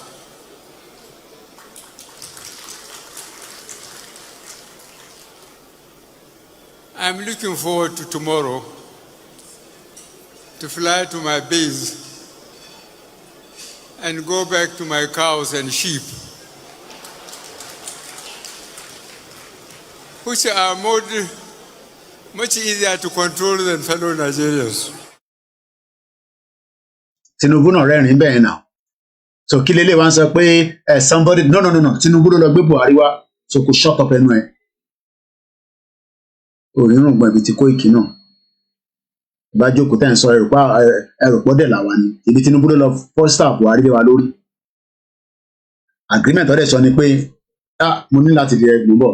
For the first time, we're having a president who actually wanted to be the president. He's prepared for this day. And we can see his deft handling of situation in the last 9 days that he's become president. He has proven to Nigerians that he's not just handsome. He knows what it takes to do what needs to be done to fix whatever situation we find ourselves. We've never had someone who handled labor the way they were handled. Not by being rude to them, not by being difficult with them, but by carrying them along, by speaking to them heart to heart. And we saw the way he spoke with the governors too, heart to heart, letting them understand that, look, we've taken a very difficult decisions. People will suffer if we don't do the right thing. So I urge you, let's do the right thing. And this is a president that I worked for to make a president. I did my own little bit in my own right because I trusted in him. I knew he was going to do this. So I'm not surprised. I saw Nigerians being very surprised at how good he is. But I saw this, I knew this, and I told many people this. And I'm glad that whatever I said then is coming to pass. Well, it might be too early in the day for some. This is a very good question. I know. It might be a bit too early for some who are still on the fence and some who also are the Thomases and they're still watching to see if this is something real after all. Now, speak to us more about what Nigerians hope to see in the days to come. Now, the Secretary of Government of the Federation is already assumed office. Yes, and the meetings with his party chieftains and members-elect in the National Assembly have been the big news in the last 48 hours or so. And that's a man, sometimes a lot of people may not like these party members, but that's a man leading up to the election. Many people thought that he lacked the stamina. He was really getting old for the fatigue that we're seeing him go through. I would like you to speak on that, and then we do. Suleiman, I was in this studio one day. I think it was Sumner that was interviewing me there, and he asked me a question: where is Bola Ahmed Tinubu? And I heard he was resting in London. And some people went to take a viral video out of. So definitely, Moki Baba Abiola Solomon, Moki Yami Comfort, Moki Ogbeyin Ọ̀jọ̀gbọ́n.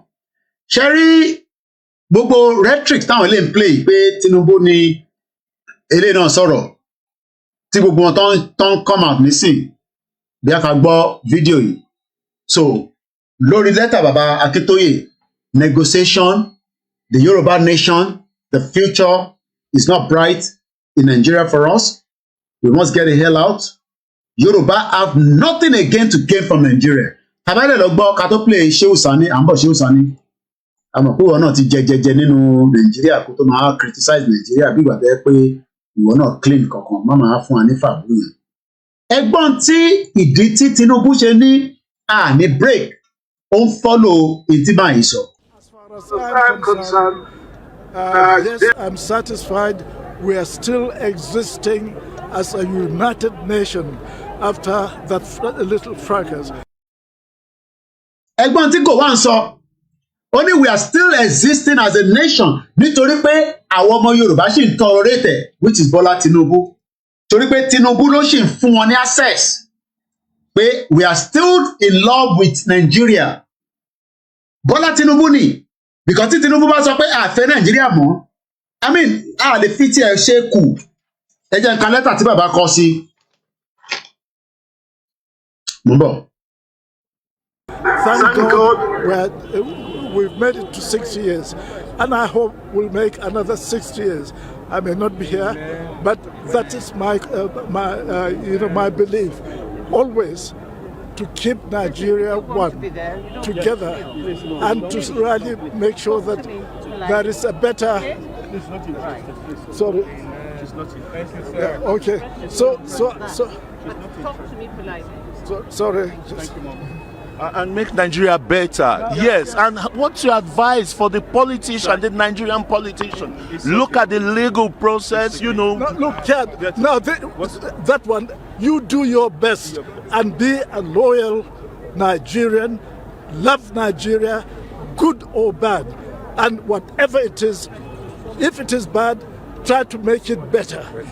If it is good, try to make it even better. Well, best. Try to make it best. Okay? So this is my attitude, and this is the reason why any government, I have always supported every government that started in this country, and I will continue to support.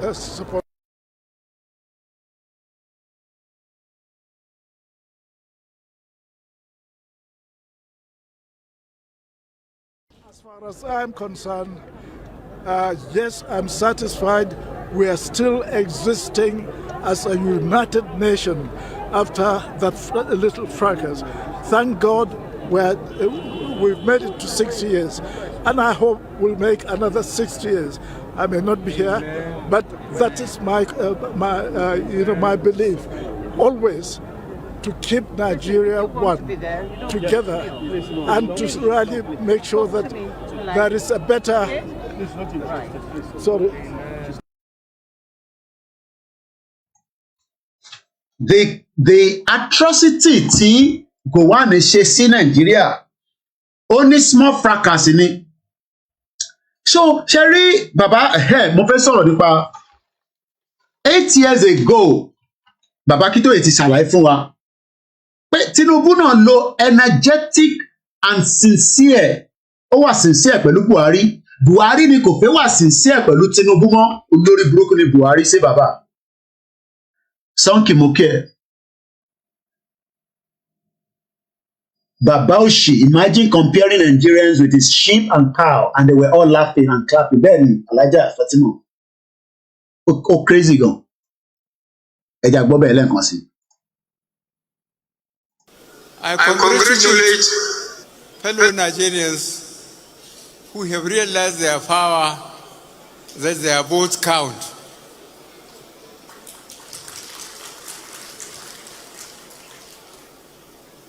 I'm looking forward to tomorrow to fly to my base and go back to my cows and sheep.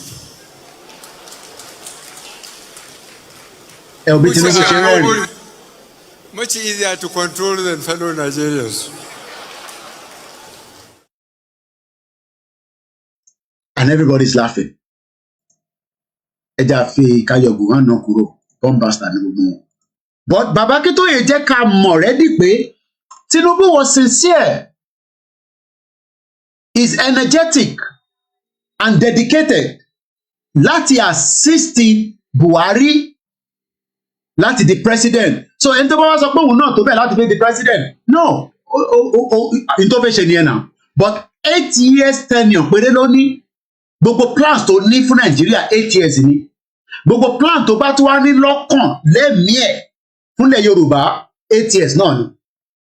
Whether to break up Nigeria àbí kò ní break Nigeria 8 years náà ni gbogbo ẹ̀.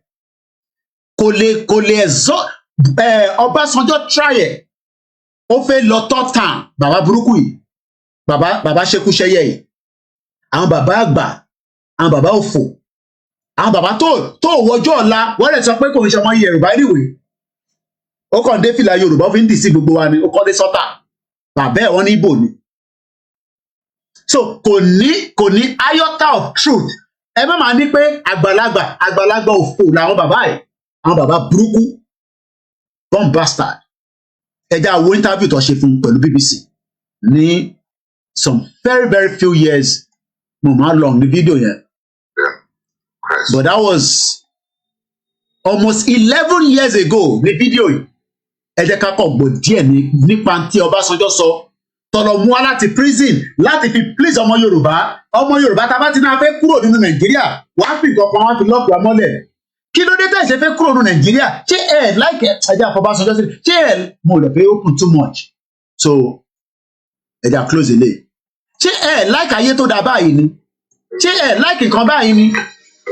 Number 8, Uppsala. Ṣé gbọ́dọ̀ pẹ́ ká tó ní irú ayé báyìí? Gbogbo ilé tó kọ́ yìí. Àwọn ilé tó kọ́ yìí wọ́n lè kọ́ sí Nàìjíríà náà. Wọ́n lè kọ́ sí gbogbo state wa. Títí délẹ̀ Haúsá, títí délẹ̀ Igbo, títí dé Middle Belt. Tọ́dẹ̀ máa kọ́ àwọn èèyàn sínú ẹ̀. Wọ́n ní kó yín síbẹ̀ bí màálù bí olórí burúkú Buhari tó ń compare yín pẹ̀lú màálù. So ta ló lè máa sọ nísìsiyìí pé etí bàbá Akintoye ń sọ bàbá yẹn ní this man make contortion ní Nàìjíríà tó bá mọ tó ń pè bẹ́ẹ̀. Contortion. Tàbá sọ pé contortion. Tọ́ba ní bíyàn bá sọ fún ẹ a twisted or bent condition. Ṣé Nàìjíríà ti bend? Ìwọ tó ń wò mí lé ní nísìn. Ṣé Nàìjíríà ò bend lọ́dọ̀ tiẹ̀? Ó bend lọ́dọ̀ tèmi o.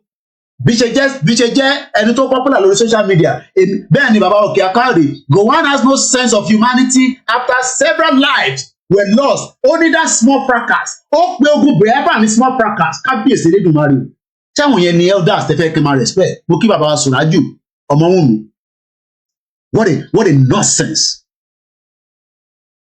Nàìjíríà ti ṣe kíni lọ́dọ̀ tèmi náà ó ti bend like crayfish èmi mo mọ etí ó ń jábọ́ lápò mi láti fi support kò ń ṣe gbogbo ọ̀nà mò ń support o mo lè support everybody. Tá bá sọ pé contortion bàbá Akíntóyè ní this man made contortion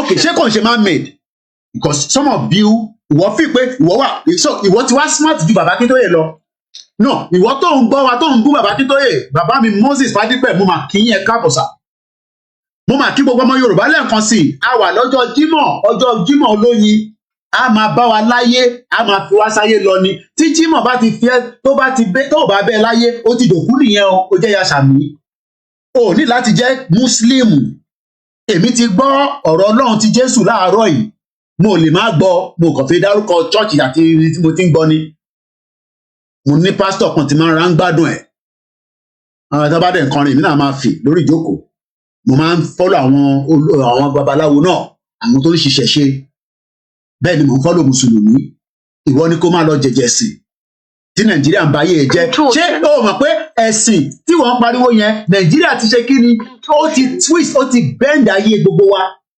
bẹ́ẹ̀ ni mo sọ fún ẹ including myself tó bá dẹ̀ ní pé o believe tí mò ń sọ ó dàbí akagbọ́n tí ẹ̀gbọ́n wa yìí sọ 2017 làwọn ẹ̀gbọ́n wa yìí ti ń pariwo èmi ò wá gbọ́ bí mo ṣe gbọ́ kò yé mi kò rẹ́jà wa nìkan là ń béèrè fẹ́ tọ́ Nàìjíríà ti bẹ́ǹdì gbogbo wa débi pé ó ti squeeze wa Nàìjíríà lè máa ń yọ nǹkan lò báwo ló ṣe fẹ́ mu mílìkì ó wá lọ́ọ́ ra ẹyọ mílìkì ẹ mọ̀ pé máa ń láìkì example àti practical àmì àgbàlagbà ní Nàìjíríà àgbàlagbà oyè ní Nàìjíríà of today mo bọ̀ ọ́ ẹ mọ̀ pé ní practical ni ní láì àgbàlagbà oyè ní Nàìjíríà bàbá 40 years old ó wá ń bú Kóìkì lórí social media mo ń bọ̀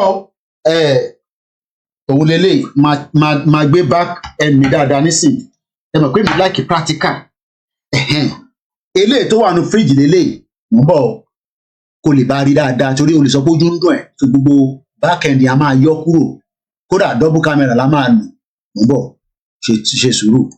Bàbá àgbàlagbà ó wá ń bú Ìgbòho ṣé ìyá mílíkì ń jẹ bàbá Akíntóyè ṣé ìyá mílíkì ń jẹ Ìgbòho ṣé ìyá mílíkì ń jẹ gbogbo Yorùbá world media ṣé ìyá mílíkì ń jẹ gbogbo àwọn tó ń ṣe Yorùbá world media ọgbọ́n òótọ́ dání kò ń ṣe bí ìtìjìnlẹ̀ àti iṣẹ́ ẹ̀kọ́ rí bẹ́ẹ̀ o sórí báyìí kí ló ń wò yìí eléyìí tutù nínú fíríjì mo ti gbé jáde sórí pé mo ti já orí ẹ̀ sórí eléyìí inú fíríjì ni mo dẹ̀ tún ní extra mẹ́ta nínú ilé 1 2 3 ìwọ wá ń ra mílíkì sachet no be juju be that o fẹ́ mu tíì nísìnyí o wá lọ ń ra sachet mílíkì 100 naira o wá rò páyé nìyẹn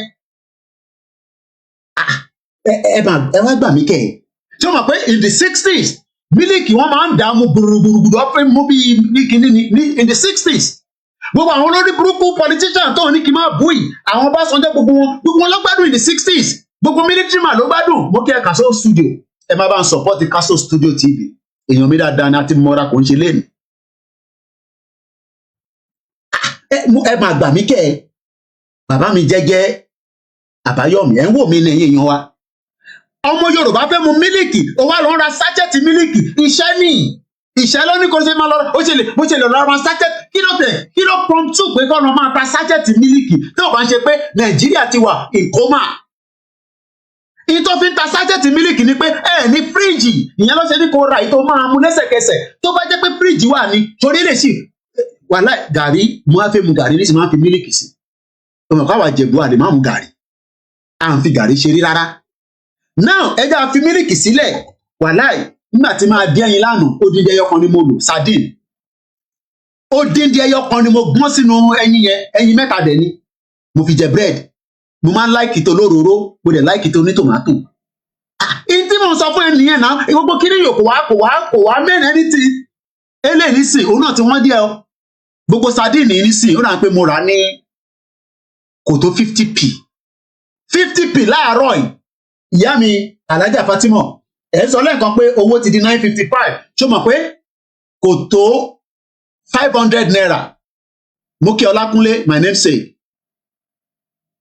bẹ́ẹ̀ ni gàdó lè má sínú ilé ìyàwó mi mọ̀ o gàrí tọ́nu lékẹ̀ Koiki wàhálà ti dénú lé nìyẹn ọlọ́run yára èṣù gàrí no sardine tó ń wò lọ́wọ́ mi is equivalent of tabatẹ̀ sọ pé 50p ẹ bá mi mú 50p lọ sí náírà láàárọ̀ ẹ̀ kátẹ̀ sọ pé náírà is 955 sardine yìí is 450 naira ní Nàìjíríà as an equivalent in the UK. I understand pé economy Nàìjíríà ó yàtọ̀ sí ti bíbà but nígbà kan ẹ̀ ń jẹ́ à ń rí sardine jẹ náà a rí sardine jẹ náà nígbà kan in the 60s títí dé 70s títí dé 80s èmi mọ̀ pé tó bá ṣe ṣu lọ́dọ̀ tiwa níjọ́ Sunday lẹ́yìn ìgbà tí mo sì mi bá lọ Amẹ́ríkà ní Utah tó dé láàárọ̀ Sunday iṣu àti ọbẹ̀ ata sardine ó rà pé geisha tún láìkí geisha ní Nàìjíríà ṣó mọ̀ pé ní gbogbo Ondo State ibẹ̀lẹ̀ ẹ̀ka ti máa pa ẹja tó máa sọ di sardine nídìí láti ṣẹ̀ máa import sardine láti Norway get nǹkan tí mò ń sọ ó rà pé understand nǹkan tí mò ń sọ mo kí ẹ Lakeside òkun wọn ró sardine wá di tí ọmọ Yorùbá fẹ́ jẹ sínú Indomie gbogbo ilẹ̀ like Indomie èmi náà like ẹ̀ ó lè má jẹ good food àfi tí Yorùbá fẹ́ parọ́ ó wá fẹ́ jẹ sardine wọ́n wá sọ fún ẹ pé kò lọ kọ́kọ́ ní èlò náà ta sardine nísìn I don't get it ìtàn torí ẹ̀ pé Bọ́lá Tinubu ò lè rí sardine yìí jẹ in another 8 years pé kó máa jẹ constantly kò ṣe pé kò jẹ níjọ́ kan kó tún di another 3 years no ó gbọ́dọ̀ lè ra sardine mẹ́rin ni mo rà èmi náà fẹ́ rà púpọ̀ torí èmi náà lówó púpọ̀ lọ́wọ́ so mo máa ń rà níwọ̀nba díẹ̀díẹ̀ ni bọ̀ mẹ́rin ni máa ń rà máa ra méjì tó lóróró máa ra tó ní tòmátò ṣé o mọ̀ pé ọ̀dọ́ tiwa nílẹ̀ Yorùbá lẹ́ẹ̀kọ́ ti máa kó sardine wá l'Ondo State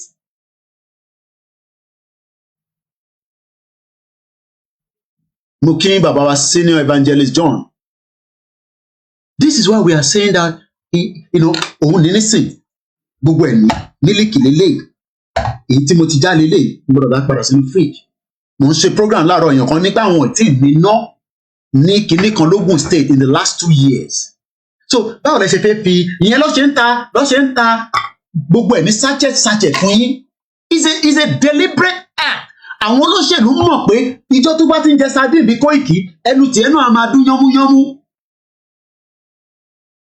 So let's come back to the conversation. Tinubu has nothing to offer, just as Buhari could not offer you anything. The election is done, the reality will start kicking in. Olele ní sí búrẹ́dì bí ọ̀rẹ́ mi búrẹ́dì búrẹ́dì ní Manchester lọ́rẹ́ mi kan tó ń ṣe búrẹ́dì ní Manchester. The good old days, just like bí bàbá wa ṣe sọ mẹ́rin ṣeun. The good old days. Tí wọ́n máa tú mílíkì gúrúrúrúrúrúrúrú. Mo kí Ọ̀túnlá Tèmítọ́pẹ́. We are suffering in that messed up country. And that sufferness, I mean, yes, one man suffering, but Tinubu is a prepared person for the job. Gbogbo yẹn rhetorics ni. Oh yes, rhetorics ni. He will have to work on the 1999 constitution. Other countries were sorry. First. We have to remember, and this is a really important point, that self-determination is an inalienable international right and a law as well. And other countries will recognise Scotland's democratic choice expressed at the ballot box. They will recognise that because that is the route that many other countries have taken in order to become independent. And just to make that point, that international law is very pragmatic on that point. So we should have confidence in that. Impediment to Yoruba development is the impediment to Odua development. Without Nigeria, we won't be where we are. 1962, we were far ahead of South Korea and North Korea. We were far ahead of China even. We had television before France. We had radio before South Africa. Now look at where we are today. I think it's a shame that even any Yoruba man can be talking about restructuring at this point in time. What are we restructuring? This country that is already shot to pieces? I don't think that's what we want. But they are always talking about giving Nigeria a chance. The patience of Yoruba with Nigeria has come to an end. If you don't allow we Biafrans to go, that zoological republic called Nigeria will be a worse place than Somalia. And today it is happening. And if you have not applied for your Somalian visa, please try and do so. Should I say Somali visa? Try and do so as quickly as possible, because the zoo is on the path of destruction. And there is nothing man can do to reverse it. Mark today's date and what I'm telling you. Nigeria will be destroyed beyond human comprehension. And welcome back. Iran ló ń pè léyìí tó bá mọ tán pè bẹ́ẹ̀ tó gbogbo nǹkan lẹ máa ń kọ́ra wa lórí bíbà ẹ̀ má parọ́ pò mọ́. À ń padà bọ̀ síbi contortion. Bàbá Akíntóyè ní this man-made contortion. Báwo ló ṣe ń lò ó? Tá a bá sọ pé nǹkan contortion. A strange, unnatural way of thinking about or saying something or the result of this. He called on the government to end its linguistic contortion and say clearly that the proposal pricing structure is a subsidy. Just like the fraud Muki Yawa Kike York and Abiodun Muki Baba Abiodun. Ba politician jà. Kí mo fẹ́ máa bá politician jà fún? They couldn't sort your problem out in 24 years. Àti pariwo títí in 24 years. Since democracy. Iran, in tó ń pè bẹ́ẹ̀ lélẹ̀. Àwọn Turkish like ẹ̀ bàjẹ́. No, Iran. Sorry, mo spell it dáadáa. A-Y-R-A-N. Èmi náà like ẹ̀ gan. Drink kan ni. Òun ni mo rárá mọ̀ yìí. Ọlọ́run mọ̀ ẹ́ market value ẹ̀. Ọlákúnlé náà àwọn tẹ̀ ń ráyè fi custard mu àwọn fi mílíkì mu custard mu. Má ṣe. Àwọn màálù olórí burúkú yamayama tó ń kó káàkiri ní Nàìjíríà àwọn Fúlàní yẹn tó fi ń ba ayé jẹ́. Wọ́n ní a bag of rice was 7,000 in 2014 rather. James Akinsolu ní, can someone tell me the name of the man that just spoken in Abuja? Èwo nìyẹn ṣé fídíò tí mo play tán? George Akínọlá nìyẹn. Oh, Gowon nìyẹn. Gowon olórí burúkú. Gowon ní ẹjẹ́ tó bá ń play fídíò yẹn padà. Èyí tẹ́ bá fẹ́ sọ fún mi. Ẹ̀yin lẹni studio wa nígbà tó ń ṣe channels lẹ́wà. Èmi dẹ̀ ń ka comment yìí. Gowon ní ṣé máa yín lẹ́ ń sọ? Máa yín. As far as I'm concerned, olórí burúkú somebody. I'm satisfied we are still existing as a united nation. We are satisfied that we are still existing. Koiki, what is the way out? Okay, I love that. Bí ẹ kì í tẹ̀lé wa, bí ẹ kọ̀ máa ń wọlé lẹ́ǹkankan, mo dẹ̀ mọ̀ pé ẹ jẹ́ ń yọ kò wá ń kúrò. Ìyàn kan bèèrè pé Koiki, what is the way out? The way out is this. Mo ń bọ̀. Mo fi lọ mú way out yẹn wá. There is nothing we can do if we say we are not going to talk to the government of the day. That is the first way out. But mo fẹ́ mú lẹ́tà yẹn jáde. So if anybody says that there is no way out, irọ́lọ́pàá, there is a way out. Even if, and I use the word, even if we are ready to fight the government, you will not fight the government like you're going to fight them in a conventional war. And that kind of power. Remember, letter Baba Akíntóyè yẹn ni mo òkèwòlélẹ̀ statement. Mo fi dá alàgbà wa tó béèrè pé what is the way forward? So let me bring this to you.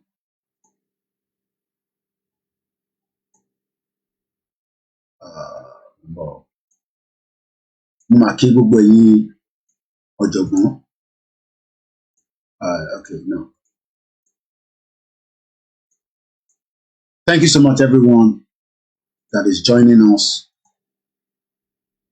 Okay, political for me. Okay, okay. I'm trying to get something. Okay, yeah, Alan or letter. Yeah, only here. The way out, only pay, we will negotiate with the government. Negotiation máa ń pẹ́, kò ń ṣe tó máa ń yá. Ṣé rí Nàìjíríà ti wà, ó ti link pẹ̀lú ra wọn for a very, very long time. A ti wà link, tí bá ní link, a ti wà embedded, a ti wà together. Ẹ jẹ́ yọ Iran yẹn kúrò, kó má máa tàn yín lójú. Ẹ jẹ́ mo kàn fífi wọ̀n wá tẹ́lẹ̀ ní bó ṣe rí. Èyí tí mo mú nísìn nìyẹn, Iran. Very popular within the Turkish community. And it's a big industry of its own. We'll come back to that. Let me close that. I'm going to focus, Lori. Sherry, since the independence of Nigeria, from day one, Nigeria were united. And I'll back that up with this now. Eja Bonti, man, he saw the way out. Tamafi kúrò nínú Nigeria. Òun ni pé gbogbo ọmọ Yorùbá kọ́kọ́ gbọ́dọ̀ mọ̀ pé Nigeria yẹn is a mistake. As many Yorùbá ṣì ń jẹ́ ká mọ̀ pé kò ń ṣe mistake nítorí pé ambition àwọn politicians kan tó sì pé wà embedded because in tó fún wa kọ́là ń lò ní 1960 we got a regional government Comrade Ṣẹ́gun Ọ̀nà ẹ̀gbọ́n mi káàbọ̀ sà. What we got in 1960 tàbí pé wa ní Nàìjíríà tèmi àti ẹ̀fín sọ pé we are the children bla bla bla orin tá máa ń kọ yẹn tí gbogbo wa fi pera wa ní ọmọ Nàìjíríà kíni yẹn ti expire láti ìgbà tí wọ́n ti ṣe Angurosi tí gbogbo problem ti ṣẹlẹ̀. So as at today bí ṣe bá yín sọ̀rọ̀ we are not Nigerians automatically because regional government of fún wa has been destroyed. Lo regional system mọ́. Regional system ni bàbá Awólọ́wọ̀ fi operate tó fi di pé à ń lówó kòkó but àwọn olóṣèlú wa wá smart. Nígbà tí àwọn military way forward náà mo ṣe sọ yo because ẹni tó wà ní oko tó wà ní àbà àtẹni tó wà ní city wọ́n accuse wa pé à fẹ́ destroy system tó ń ṣiṣẹ́ èmi dẹ̀ bẹ̀rẹ̀ pé system wo ló ń ṣiṣẹ́ mo kí àwa Esther no system has ever worked Adébánjọ Sunday mo kí. We've never had a system that worked apart from the 1960 regional system and that system has been destroyed. And it was deliberate destroy nítorí pé wọ́n mọ̀ dájú pé if we have maintained that regional government gbogbo bá ń sọ pé tí mo máa fi mílíkì wọ̀nyí tí mo fi indomie tí mo fi Chinese tí mo fi gbogbo ẹ̀ wọ̀nyí it will not be necessary. But the reason why we are saying now that ẹ̀yin tẹ̀ ṣe wà lẹ́yìn àwọn politicians yìí how much more lẹ fẹ́ wà pẹ̀lú wọn? How much longer do you want to stay with the politician? In the long run, because politics náà lọ ti ń play láti 1999 Ọbásanjọ́ bàbá burúkú yẹn kò ṣe kankan but wọ́n ní Tinubu ló wà prepared because òun ti ṣe governor rí ó mọ̀ nípa governor ó mọ̀ nípa governance but ìkọ́kọ́ sì wà tí ẹ̀yin ò mọ̀ ẹ̀jẹ̀ àgbọ̀n kan yẹn. Thinking about how we've been having this conversation about the unity of Nigeria. And I reflect back at some of the prominent statements made by some of our founding leaders. And I feel that probably this will help us to have a conversation on the Nigerian unity. I just brought four, not to bore you. First, and I quote, not my statement, Nigeria is not a nation. It's a mere geographical expression. There are no Nigerians in the same sense as there are English, Welsh, or French. The word Nigerian is merely a distinctive appellation to distinguish those who live within the boundaries of Nigeria from those who do not. This is accredited to Chief Obafemi Awolowo, the former Prime Minister of the Western region. The second one, and I quote, it is true that we politicians always delight in. Ẹni tó ń bèrè way forward yẹn mo rò pé ti sá lọ mo kí grandma Fọláṣadé ẹni tó ń bèrè Koiki kí ni way forward farabalẹ̀ kó gbọ́ nǹkan tí Jonathan sọ ní bíbá It's the politician that is deceiving Nigerians that we are going to remain Nigeria even though Nigeria is not working. Bàbá dẹ̀ sọ kankan náà nínú lẹ́tà tí wọ́n kọ sí Tinubu tẹ̀ ń wò ní background yẹn. Mo fẹ́ wá bi tí bàbá ti mention ẹ̀. Bàbá sọ something similar tí Jonathan fi sọ nísìnyí. Àwọn politicians, àwọn ni wọ́n ń deceive Nigerians láti fún wọn ní impression pé country kan ṣì wà tó ń jẹ́ Nigeria. Great Yoruba Nation, mo kí Yoruba Central Office and the rest of everybody. Mo mọ̀ bí tí bàbá ti lo word yẹn kò máa mú jáde. Ẹ ká padà sí Jonathan.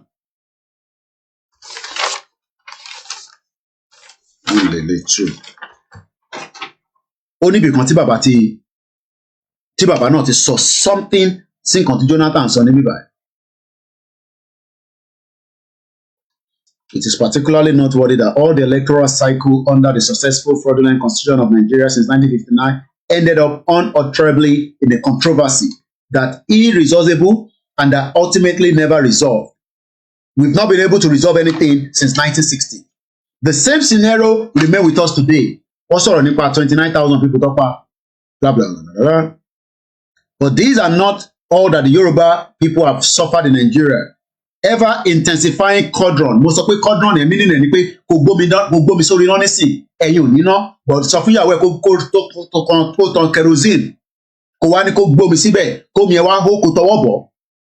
Mo kí mọ́mì wa Ọlásùnbọ̀ Sango lánàá.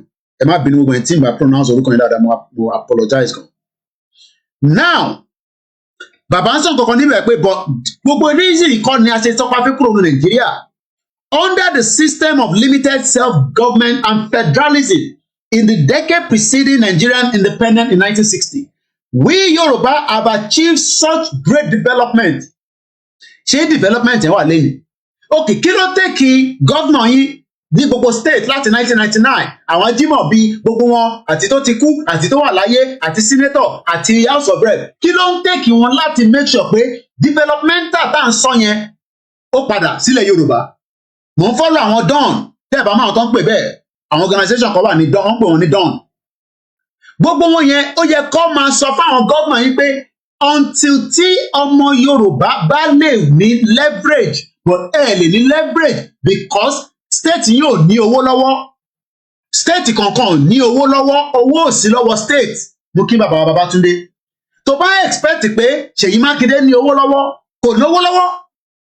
Owó tó ń gbà lọ́wọ́ federal kò wà enough láti tún ayé ìwọ tó ń wò mí ṣe bí ará Sweden. Gbogbo population Sweden is 10 million. Population Lagos State is 20 million. So kò sí enough owó ní state kankan láti fi take care yín nínú community yín. So the way forward is pé kí gbogbo ọmọ Yorùbá understand pé àwọn politicians ni wọ́n hold wá padà because àwọn wọ́n okay and politics is a game of whatever tó bá ń pè. But ẹgbọ́n kan tí Jonathan sọ tán ní bíbá. Màdá padà fún 10 minutes there, 10 seconds. Ẹgbẹ́ ẹgbọ́n tí Jonathan sọ. The former Prime Minister of the Western Region. The second one, and I quote, "It is true that we politicians always delight in..." Delight yẹn mi pé wọ́n tàn yín. Delight, something that is exciting. Oh, a máa fix it. Oh, comrade ẹ̀gbọ́n mi ni George Akínọlá ló sọ̀rọ̀ lẹ́ẹ̀kan yẹn. Àwọn fídíò tẹ́ ń wò yẹn, fídíò yẹn máa play padà nísìn. That was 2017. Àwọn ò fi jẹ́ ká lọ dìbò 2019 mọ́. Gbogbo àwọn olóṣèlú lọ́nà wá sí Adamasingba Stadium nìbàdàn. Báwo ṣe gbọ́ ni kò mú understand? Èmi sì fa gbùrú London gbà yẹn ní 2017. Ṣé mi ti máa fi ṣe pé survive? Mo kí bàbá wa Túndé Gíwá, bàbá mi, ẹ̀gbọ́n mi Adébánjọ, Bámidélé Jonathan. Ṣé family Jonathan ní mo ń ṣẹ̀fẹ̀ ni. 2017 ni comrade George Akínọlá ti jáde pé Nàìjíríà ò lè wọ́ọ̀kì mọ́. Fẹ́mi Fani-Káyọ̀dé wà níbẹ̀, gbogbo wọn ló wà níbẹ̀, Ìbà Gani Adams, everybody ní Adamasingba náà ti ṣe program yẹn. Ẹ má ẹ ká tún lọ dìbò 2019, but Jonathan sọ níbẹ̀ pé it is true we politicians ẹja àkọ́kọ́ gbọ́n kọ́tẹ́ gbọ́n mi George Akintola sọ. Impediment to Yoruba development is the impediment to Odua development. Without Nigeria, we won't be where we are. 1962, we were far ahead of South Korea and North Korea. 1960, we are far ahead of North Korea and South Korea. In 1960, do you know that those two countries have left us behind? South Korea, tó bá mọ̀, jẹ́ lọ fi àwọn fine girls mi tí mo pàdé. Ẹ̀rọ tí àwọn ọmọ yẹn, àwọn tí mo pàdé, àwọn ọmọ South Korea. They are not even 25 years old. That is their first time traveling out of the country just to come and have fun in UK. They have a good passport. They can travel out without anybody intimidating them. They don't need any politician to sleep with them.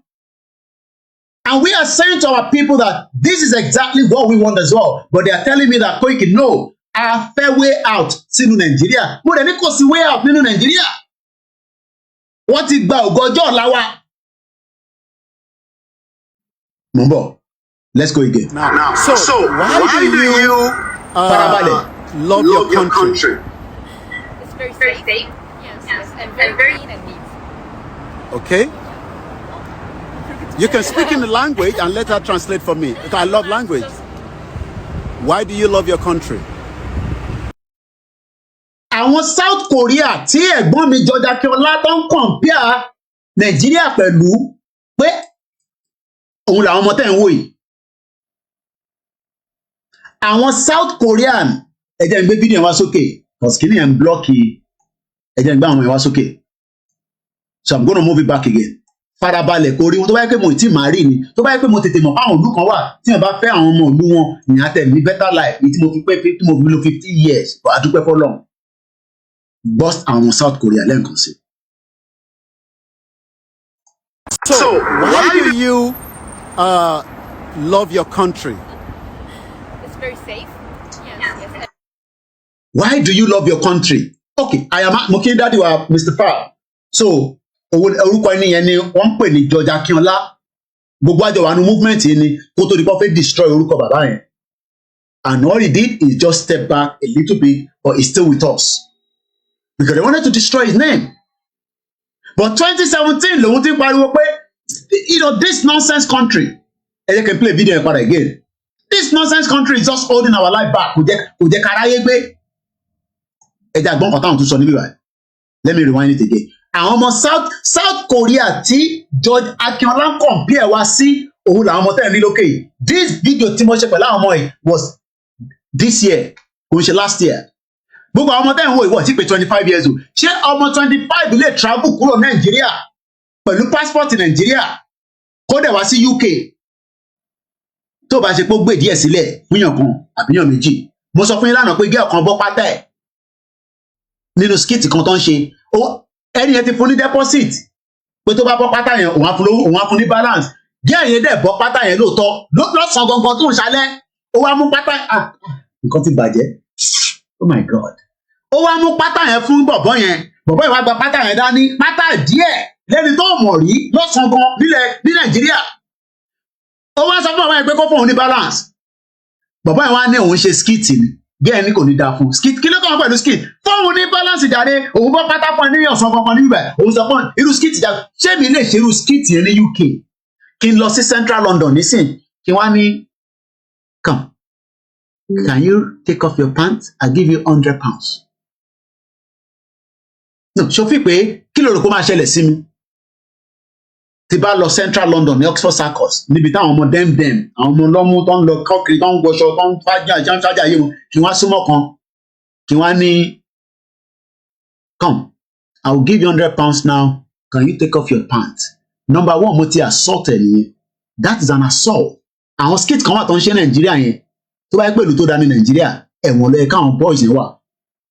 There are some skit tó ń ṣe skit wọn ti fẹ́ ó ti ń go beyond normal people. But because Nigeria is a crime scene tẹ́lẹ̀ tó bá lọ sọ fọlọ́pàá tí gẹ́gẹ́ bá lọ sọ fọlọ́pàá number one gẹ́yàn tẹ̀ lọ sọ bìkan ń gbọ́ fún ara rẹ̀ wọ́n ti gbọ́ pátá. Mo wàá mọ èlò ní bàbá yẹn ló fẹ́ fún bọ̀ ó ti fún ní deposit ó wá dìjà láàrin bọ̀ ṣé mo pé gẹ́yàn tí wọ́n pátá yẹn padà mo tẹ̀ wá ń wo nígbà tí mo á ń gbàdúrà pé ọlọ́mọ máa jẹ́ kọ́ tẹ̀ bẹ̀rẹ̀ sí gbúra wọn mọ́lẹ̀ gẹ́ẹ̀ yìí má ti bọ́ pátá ẹ mọ̀ èmi wọ́n ń wo pé gẹ́ẹ̀ yìí gẹ́ẹ̀ rẹ̀ ó ń dráàgì pẹ̀lú ọ̀bọ yẹn ẹ̀ mọ̀ ọmọ ta ni bìbí yẹn ó ní give me my money give me my balance èmi wọ́n sọ lọ́kàn mi pé torí mo tí ì kí gẹ́ẹ̀ wọ pátá yẹn padà pátá ń ṣì wà lọ́wọ́ bọ̀bọ̀ gẹ́ẹ̀ já pátá yẹn padà ó ní give me my pants ó wá give me my balance ó wá jọ ń dráàgì èmi wọ́n wò pé tí gẹ́ẹ̀ bá lọ ṣubú tẹ mọ̀ pé fíìmù yẹn ò ní ṣe wò mọ́ báwa kan àwọn kan dẹ̀ máa wò dáadáa mo wo BBC lánàá mo ń gbọ́ BBC news èmi ò lè wà ní UK kí n má gbọ́ news wọ́n wá ní China no ní Japan àwọn kan máa ń fọwọ́ kan àwọn ọmọ kan lọ́yàn àbí nídìí nínú train business gidi ló fi ń ṣe BBC wá tíráàkì ẹ̀wọ̀n fún àwọn BBC ní time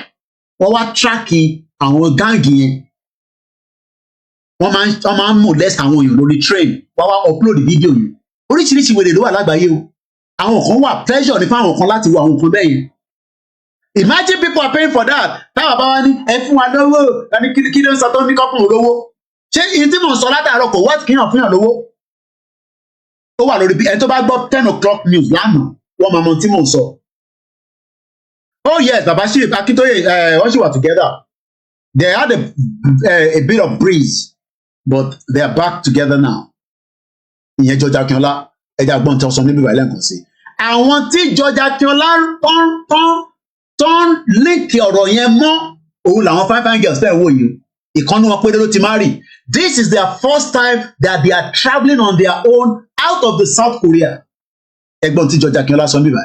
Impediment to Yoruba development is the impediment to Oodua development. Without Nigeria, we won't be where we are. 1962, we were far ahead of South Korea and North Korea. 1960, we are far ahead of ìlú táwọn ọmọ yìí ti wà. Ìwọ tó ń wò mí tó ń ní kí ni way forward. Now, ìwọ náà béèrè lọ́wọ́ rẹ pé kí ni way forward. Ẹni tó bí mi yẹn, ẹ̀yin náà wá comment pé Koiki kí ni way forward lélẹ̀ àbí way forward kọ́ lélẹ̀. Ṣé way forward yẹn ó ṣì wà nù Nàìjíríà ṣá? Ṣé bí pé ayé ti Tinubu débi pé a máa ní kí ọlọ́run mẹ́mí ẹ̀ lọ ní no! Tinubu is prepared for the job, okay, but 8 years ni. After 8 years, ṣé mọ̀ pé El Rufai? Hello?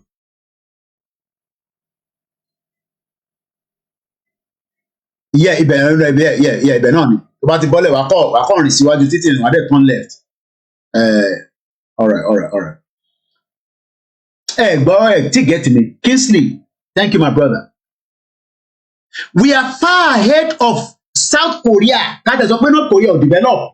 Torí yẹn kàn tọ́jú owó pamọ́ ni ó kàn ṣe ní tó bá bí Amẹ́ríkà dá kó lọ tọ́wọ̀ fún ìníjà. Bọ̀bọ̀ yẹn bomb bastard ní bọ̀bọ̀ kékeré yẹn. Amẹ́ríkà bẹ̀rù wọn bí wèrè. North Korea, you know why? Because nuclear weapon wà lọ́wọ́ ẹ̀. Gbogbo gìrìgìrì Amẹ́ríkà kò dé North Korea. North Korea is a crazy country. Àwọn ò develop but wọ́n ní chemical and gbogbo ẹ̀ pátápátá ló wà lọ́wọ́ wọn. But South Korea tí bàbá wa George Akínọlá ń ṣe comparison pẹ̀lú I met them.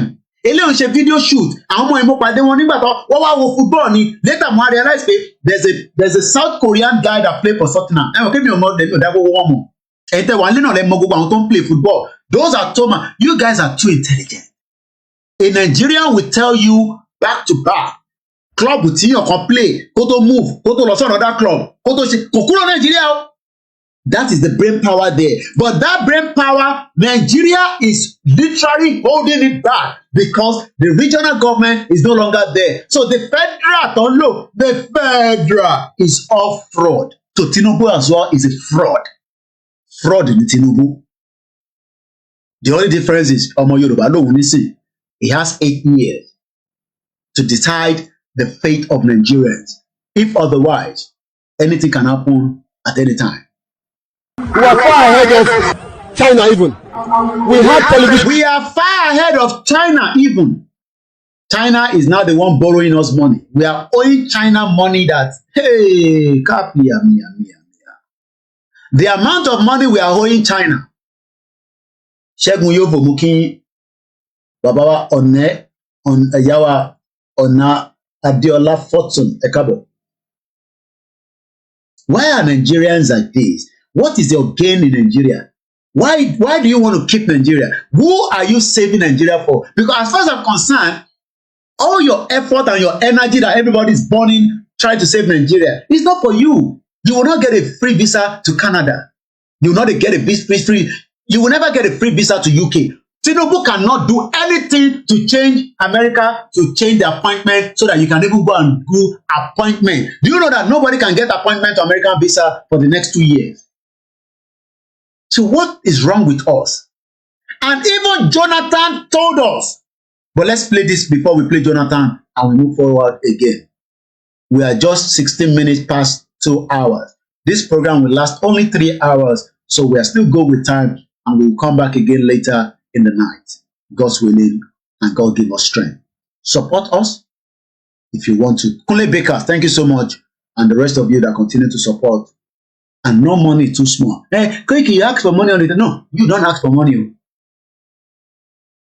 So that I will not pay the bills. So when they disconnect this internet, how you not going to hear me?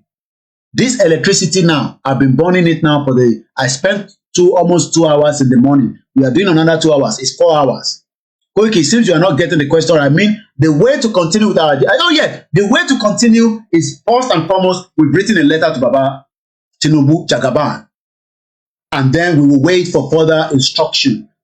It's because people don't want to. So I expect us now, I am just saying it from our platform, that we should go back again, just as we were doing some few years back. Hey, if you make a word, it does not matter. We need to be out there to continue the awareness on the grassroots. Bogota and social media is 2%. Baba Igboho has done 5% for us on the ground. But we need to continue to top it up while the negotiation continue. So that is the way forward. So I got the message. So we will continue just as we have been doing before. Dupe, this Kamanja woman came and start telling you, well, that one Ijile FM. Oh my God. Àtijọ́ ẹ̀kọ́ rí bẹ́ẹ̀. Wọ́n bá ṣe 7 hours program. Gbogbo nǹkan sọ ibi tó jókòó sí yẹn náà ló máa dé. Èmi gan tí mo jẹ́ spokesperson Ìgbòho kò ń ṣe gbogbo ọ̀rọ̀ tí mò ń sọ ló ń gbọ́ ní Àlèmọ́ṣọ́. So sitting down 7 hours is not going to give them what they're wasting time.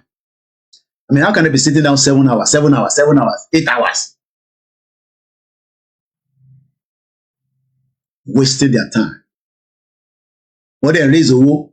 Wálé àlè ẹlẹ́nu bí ẹnu adìyẹ. Èyí tẹ́ ń pín wọn lọ́wọ́ níbẹ̀ yẹn lẹ́kì ń kàn fíìsì wọn. Àwọn olórí irọ́. Wálé àlè lọ́lé ṣùgbọ́n ti gba country lọ Nàìjíríà. Lọ Nàìjíríà náà. Ìbẹ́ ti ní country yìí. Tó bá dé Muritala Mohammed Airport kó sọ fún ọ pé o ti dé Nàìjíríà. Queen B lọ Nàìjíríà náà. Ìjìnlẹ̀ lọ Nàìjíríà náà. Ṣé ẹ kó rí bẹ́ẹ̀ lọ Nàìjíríà náà? Jimmy Boy lọ Nàìjíríà náà. Kẹ lọ darapọ̀ mọ́ àwọn tí ẹjọ́ ń convince ara yín nísàlẹ̀. Àwọn yẹn ni we are told bọ̀ ṣé mo ní àwọn ọmọ Yorùbá ẹ ti wọ one chance pẹ̀lú Dúpẹ́ Onítìrì. Àwa ti bọ́lẹ̀ ẹ tó bá ṣì wà pẹ̀lú wọn ẹ ti wọ one chance. Yorùbá army uniform, Yorùbá police uniform. Àwọn wérés alábímọ́kẹ́ ẹ̀ ìwọ táàrẹ̀ òfin balẹ̀. Gbogbo tó ń sọ lórí social media kò dé any garden place. Gbogbo tí gbogbo wọn àwọn mẹ́rẹ̀ẹ̀rin yẹn Ìjìnlẹ̀ tó yẹ kó rí bẹ́ẹ̀ Wálé Àlì, Jimmy Boy, Green for God. Gbogbo tí gbogbo wọn sọ pátápátá kò dé Àlèmọ́ṣọ́ local government. Ó dà pé wọ́n ti rí limon tá à ń fight fún. Ó dà pé wọ́n ti ẹ má bínú papọ̀ tó divert díẹ̀. Wọ́n ti really get in tá à ń fight fún gangan. Gbogbo táwọn sọ tó dé Àlèmọ́ṣọ́ is the biggest local government. Bishop ilé confam tí mò ń sọ yìí. Ìtí Kóìkì gan sọ kò tí cover gbogbo Àlèmọ́ṣọ́ local government. Àfi tí Ìgbòho bá jáde nísìnyí tó fún wa ní guarantee pé Kóìkì lọ announce wàá gbọ́ l'Àlèmọ́ṣọ́. Bọ̀ pé à ń sọ̀rọ̀ gbogbo àrọ̀ tí mò ń sọ níbi ìwà kò dé Àlèmọ́ṣọ́. Àwọn tẹ́bi ń pa kíní kàn wọ́n pẹ̀lú tẹ̀sán. Ẹ bá máa pariwo Yorùbá nation bóun ṣe fẹ́ survive tó máa sá kúrò Nàìjíríà bí bó ṣe máa survive ayé ẹ̀. So I think they are just playing on the social media. Wọ́n kàn sọ social media di máa ṣeré Ìjìnlẹ̀ ní ìjọba délé máa wọlé ó máa wọlé lóru bí olè kí lẹ fẹ́ wọlé fún bí olè lóru fún. What a joke. Ẹ̀yin tẹ́ wà ń lé gan tí bá sọ fún yín pé kẹ́ lọ ṣe nǹkan kankan ẹ kọ́kọ́ pé kàn fà pé ṣé Ìgbòho ló fún àṣẹ sí àbí wọ nìkan pé kì í torí pé ìwọ kan fúnra rẹ gan ò jẹ́ sọ pé ká lọ ṣe Ìgbòho láti kó gbọ́dọ̀ confirm ẹ̀ bàbá kí ló gbọ́dọ̀ confirm ẹ̀. Gbogbo tí ìjìnlẹ̀ sọ kò dé Lagos Island gbogbo tí ìjìnlẹ̀ sọ wọ ọ̀gbọ́n ní phase 2 nádìrí jáde.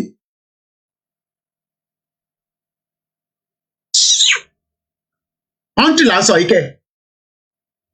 We are talking about a country that everybody máa ṣiṣẹ́ nínú ẹ̀ everybody máa ṣe nínú ẹ̀ lẹ́yìn wá ń sọ bí àtẹ́ pé ẹ fẹ́ present ẹ̀ fáyà yín nìkan mad people all over the place.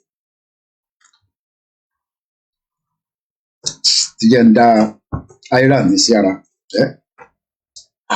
mo mà ríro eléyìí kẹ̀. Gbogbo tẹ́ ń sọ tí kò dé UK mo ní gbogbo tí gbogbo wa ń ṣe pátápátá 2% ní lórí social media. Tírú Davido bá bá wa dá sí nísìn ọ̀rọ̀ ẹ̀ máa tètè spread. Because Davido lẹ́yìn ó ní another person kan ó ní the biggest person tó ní biggest number of Instagram followers ní gbogbo Africa. Kí Davido kan sọ pé Yoruba nation no going back wàláì message yẹn travel kí àtàwọn ẹ̀dọ́ gbogbo everywhere máa dàrú but Davido ní sàn yẹn. Number 1 PDP lòun. Number 2 kò rí any reason láti sọ pé ká break A-star celebrity ni tó bá fẹ́ wá wo football ní sí wá lọ fi jẹ́ẹ̀tì gbé wá láti Nàìjíríà wá fi jẹ́ẹ̀tì dá padà oúnjẹ ayé àrí orí ẹ̀ lọ bọ̀tọ̀ ọmọ Yorùbá ni. So àwọn tó ń sọ pé àwọn ọba country yẹn it's just a complete total nonsense. Before France, we are going to South Africa. Now look at where we are today. I think it's a shame that even any Yoruba man can be talking about restructuring at this point in time. What are we restructuring? This country that is already shot to pieces? I don't think that's what we want. But they are always talking about giving Nigeria a chance. The patience of Yoruba with Nigeria has come to an end. Okay? You can speak in the language and let her translate for me. Because I love language. Why do you love your country? Tell her, explain to her. I agree with her. It's clean and safe, and I think the people is kind. Okay? So help each other. Help each other. So if I say a country, how do you identify a country? Is it through your language, culture? What do you mean by country?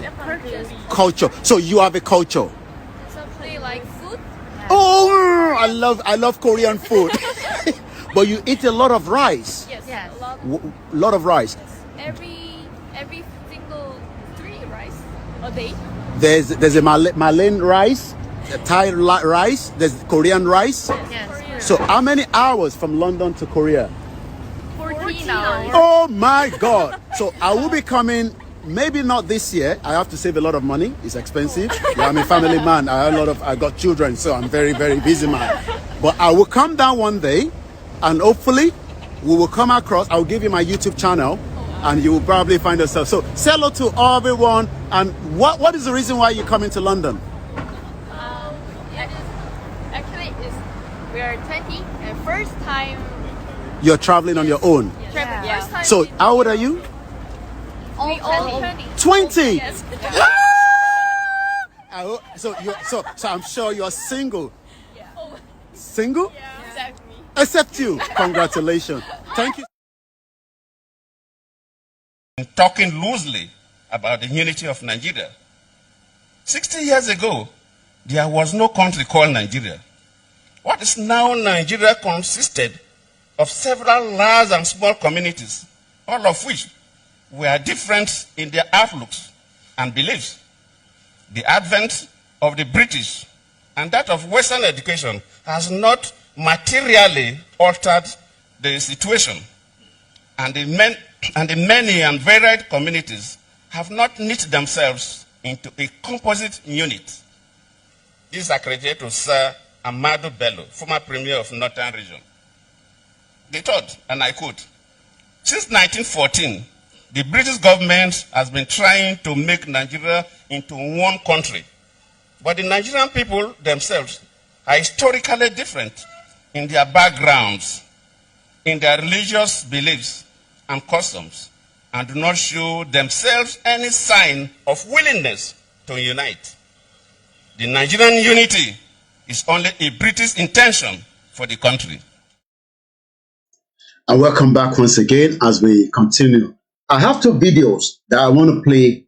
Those videos are still loading behind, and then I'll bring them on the screen. We are just 30. Yeah, in fact, I talk about football on Tottenham ni Alanfani àti rí àwọn sisters wa yẹn. Because they are our sisters as well, and we continue to pray for them as well. So let's come back quickly. We are just 35 more minutes. This program won't go more than 3 hours, like I said. Thank you so much to each and every one of us. Let us remind ourselves that the way out is the way out. The only solution is the Obasanjo again. When he was interviewed some 11 years ago, we've watched a bit. Maybe we should watch this first, just to keep our spirit. This is the kind of country I would love. This is Sweden. Capital of Sweden. Totally deserves to be on your bucket list. If you wish to experience and explore the cultural and traditional side of Sweden, you must visit Uppsala. In its old town, the cathedral and castle are considered must-visits. The Uppsala Cathedral has spectacular spires that rise up into the sky against a backdrop of university buildings and the river Fyris. Number 7. Marstrand.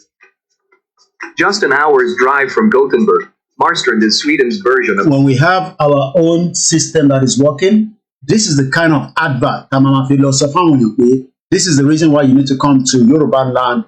Nobody's going to come to Nigeria, okay? No visitor is going to come to Nigeria because terrorists might Mukiyawa Toluwa Lashe. Enjoy its proximity to the sea, the good fish and fresh seafood available at local eateries, and a lot of sea. You can get fresh fish in Ondo State to supply to African and also export it. But it's not going to happen when we remain in Nigeria. Mukiya Tobi Milomo Mukiwa Muslim. We barricade the Jima and welcome once again to Koiki Media Live. Mudikwala back end team wa. Except Istad, no other city in Sweden can boast such an accurate portrayal of Sweden's bygone days. Bygone days. We can do the same thing. Can't change the can't maintain our can't maintain that but you raw Baba Kola Adams. But some of our Yoruba people say no. Yoruba nation Tinubu Mashe Omugo. And sun-dappled squares, lined with many half-timbered houses. I have a lot, to visit and go to some of these places.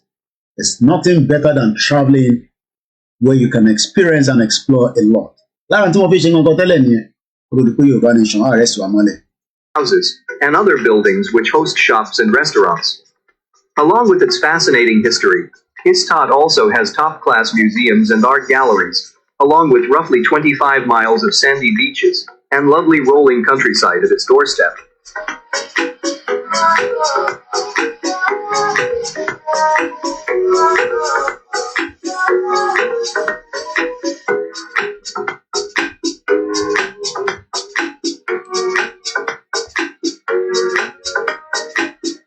Number 5. Holland. And let's leave that. I do not own that video, so I can't use more than that. Let's come back. Tinubu, and I have the videos that are prepared for us. We will complete those videos before we go. If you were President Tinubu, what would you be doing, or what would you think that kind of request coming from Governor Mba? Well, first of all, I'm not from the southeastern part of Nigeria. I'm from the northwestern part of Nigeria. And secondly, I am a human rights activist. And thirdly, I have been a prisoner in many prisons. I was also a victim of human rights abuse. And as a prisoner who was once jailed and who have stayed so long in prison, there is no way a person like me will support an open breach of the Constitution, open violation of fundamental rights. A court of jurisdiction in Nigeria has given an order for the release of Nnamdi Kanu. And if we are a law-abiding country, If we are a law abiding, but we are not, and we can never be. Every time my mind goes to him, it pains me to see this man, children, or daughter rather, growing without the father. It's a very painful thing to think about. Not to even talk about Nnamdi Kanu. Kí ló ṣe gan? Kí ni Nnamdi Kanu ṣe? Kí ló offense? Pé okay, ẹ jẹ́ ká test ẹ̀. Ṣé a fẹ́ ṣe together? A ṣe together. Báwo ni ẹ ṣe lè wá dìjà? Ẹ̀dàgbọ́n tí Shehu Sani sọ, a former senator of the Federal Republic of Nigeria, would like El-Rufai. Àìtí ṣe program El-Rufai yẹn, mo ṣì máa ṣe dáadáa. Bẹ́ẹ̀ni, ọmọ àlè ní OBJ, bastard jungle man. A máa play video ẹ̀ ní sí mọ́. One that is committed to rule of law and one that is being run according to the constitution of this country. We should respect the law. But that is from the human rights and the constitutional side. But from the side of national healing, here we have a president whom has started on a new footing. And one of the problems is... I think some Nigerians just enjoy káwọn kan máa sọ̀rọ̀. Ọ̀rọ̀ iná la máa sọ títí. Ọ̀rọ̀ iná la ti ń sọ for a very long time. Ṣé mo kí Grandma Felicia, Mr. Labode _official mo kí sir. Ṣé Mr. Jimoh Moses, ṣé kì í get tired of this ọ̀rọ̀ tó máa ń sọ yìí ni? Because I mean mo kí ìyàwó Dúpẹ́ ẹ ṣé gan ni mà. Ṣé kì í get tired? Náà sọ̀rọ̀ ọ̀rọ̀. Same rhetorics for almost 24 years. Could change the kankan. As a country today is the separatist agitation from the southeastern part of Nigeria. And if you go to the background of all those separatists, you will see that there was a time in their history there were people who believed in the indivisibility and unity of Nigeria. I'm listening for the first time. But man follow that lórí Twitter. Ìyẹn man ẹ follow wa lórí Twitter. Ẹ̀yin náà lọ darapọ̀ mọ́ Twitter. Ẹ farabalẹ̀ kájọ gbọ́n tó fi sọ níbí báyìí. Mo gbádùn ọ̀rọ̀ yẹn lọ. And something must have happened along the way. Kí ló happen along the way? Táwa náà fi sọ pé Nàìjíríà yìí ìlú burúkú ni. Because at some point everybody believe in Nigeria. But àwọn tó ṣe believe in Nigeria, Marabot ló dé ìmọ́lẹ̀. Tó bá mọ̀ tán pè ní Marabot, Ògún Fúlàní. That changed their own vision and say now they want to... Kò ṣe flag Nigeria mo gbé dání o. If we Yoruba nation don't want to further add fuel to fire, it's important that those segment of people in the southeastern part of Nigeria that believes in the unity of this country, we shouldn't be disappointed. A plea was made by governors of a region, and they are offering guarantee. There is no reason why the government should not accept to it. To me, President Bola Tinubu being one that has come from the trenches, even though when we are in jail, he was in exile, I believe that he should leave a footprint. One of the most important one is strengthen the unity of this country. How he's going to do that, we don't know. Strengthening the unity. Unity to so I mean, our united. Everybody knows that. We're living fake life. Even if about this our unity. Page killer is unity.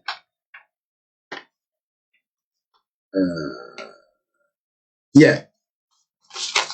But Nigerian culture of inter-people's hatred has almost totally destroyed all of these. Though Yoruba people were confidently living in growing prosperity by 1960, most Yoruba people now belongs in Nigeria horrible culture of poverty. Horrible which is growing worse and worse. Àwọn kan sì manage láti survive, but the long run ni pé ìwọ tó ń wò mí tó ń sọ pé Koiki wò gbé jágbàjàgbà tó ń sọ ikúrò jàre wọ́n máa disturb ọ lórí social media. That's fine. Tinubu máa ṣe tán ní 8 years. Ṣé life ẹ̀ máa change after 8 years? Ìwọ máa bèrè lọ́wọ́ rẹ̀. Tí Tinubu bá wá ṣe tán tó padà sọ́dọ̀ north kí ló rò kó máa ṣẹlẹ̀? Yoruba youth are confronted by Nigeria hopelessness. Ẹ̀yin youth láti sọ pé àwọn náà ti fail yín. Hopelessness ní Nigeria. They are now fleeing abroad at a terrifying rate, thereby creating a serious threat that their Yoruba nation could perish in Nigeria. Because we can't pretend that we don't have a problem. We cannot pretend we don't have a problem. But everybody's pretending. Koiki, shut up. Kò sí problem kankan. Okay, mo ti gbọ́. Ọlọ́run jẹ́ kí problem wà. What God cannot do does not exist. Marginalization. Marginalization. We are all marginalized. Tinubu náà máa marginalize àwọn tó kù náà kù sọ́gbọ́n ẹ̀. Because there's no way he's going to run his government without doing a bit of marginalization. Already, òun náà ní fẹ́ lo àwọn tí kò mọ̀. That's why tó ṣe lo Gbajabiamila. Ó lo Akume yẹn from Benue State. We see how other appointments will happen. The nation of people of the southeastern part of Nigeria and their stigmatization. Stigmatization! Ṣé máa jẹ́ kí Igbo di president ní 2031 láíláí? Ẹ lọ fògùn ẹ̀gbá rí. Kódà bí Obi padà wá gan ní 2031, wàá yà rí gẹ̀ fún nọ́ọ̀tì ni. Torí Tinubu ti sign agreement pẹ̀lú wọn. Ṣèbí gbogbo alágbọ́n tí El-Rufai sọ. Àbá àgbọn tí El-Rufai sọ lórí burúkú yẹn. Gbogbo alágbọ́n tí El-Rufai sọ náà. El-Rufai said it clearly. Àbí àgbọn tí El-Rufai sọ ní gbogbo alágbọ́n náà. That they are not ready. They are not ready to allow. I thought I prepared the video. Ẹ jẹ́ kí n play it lọ́nà. Because of the civil war. Because of the civil war. And if we have a president here who wants to do this differently, you should listen to them. Okay. If you have a few who believe that they should move out of Nigeria and many who believes in remaining within Nigeria, then we should be able to win the hearts of those who believe in secession, within the unity of this country. Okay. And we shouldn't shy away from it. Okay. Nnamdi Kanu was also someone who was like Ken Saro-Wiwa and other ones who fought in the past. And we shouldn't say that we simply use law and solve all problems. Right. Unity, consensus, consultation is very important. Consultation. Politics of the national. Ẹni ká máa ṣe consultation pẹ̀lú Tinubu ẹ̀yìn ìka. Mo kí gbogbo alẹ́ nǹkan sí fídíò ẹ̀ títàn àbí. Mo ń bọ̀ pé sáré gbé fídíò kan wọlé. Ọ̀ka tó gbé fídíò ẹ̀ wọlé. We are almost 3 hours to the dot. Mo kí gbogbo yín tẹ̀ ń wò wá ní gbogbo platform. Ẹja fi bíbẹ̀ sílẹ̀ àti wo Tinubu títí. Mo ń bọ̀ lọ́dọ̀ Ọbásanjọ́. Mo fẹ́ ká lọ gbọ́ fídíò kan tí mo rọ́mọdé, mo rágbàlagbà, mo kí yín, and I welcome us into the conversation. Let's gbọ́ fídíò yìí. Àwọn tó ń protest civil disobedience ní London. I was arrested by a young woman.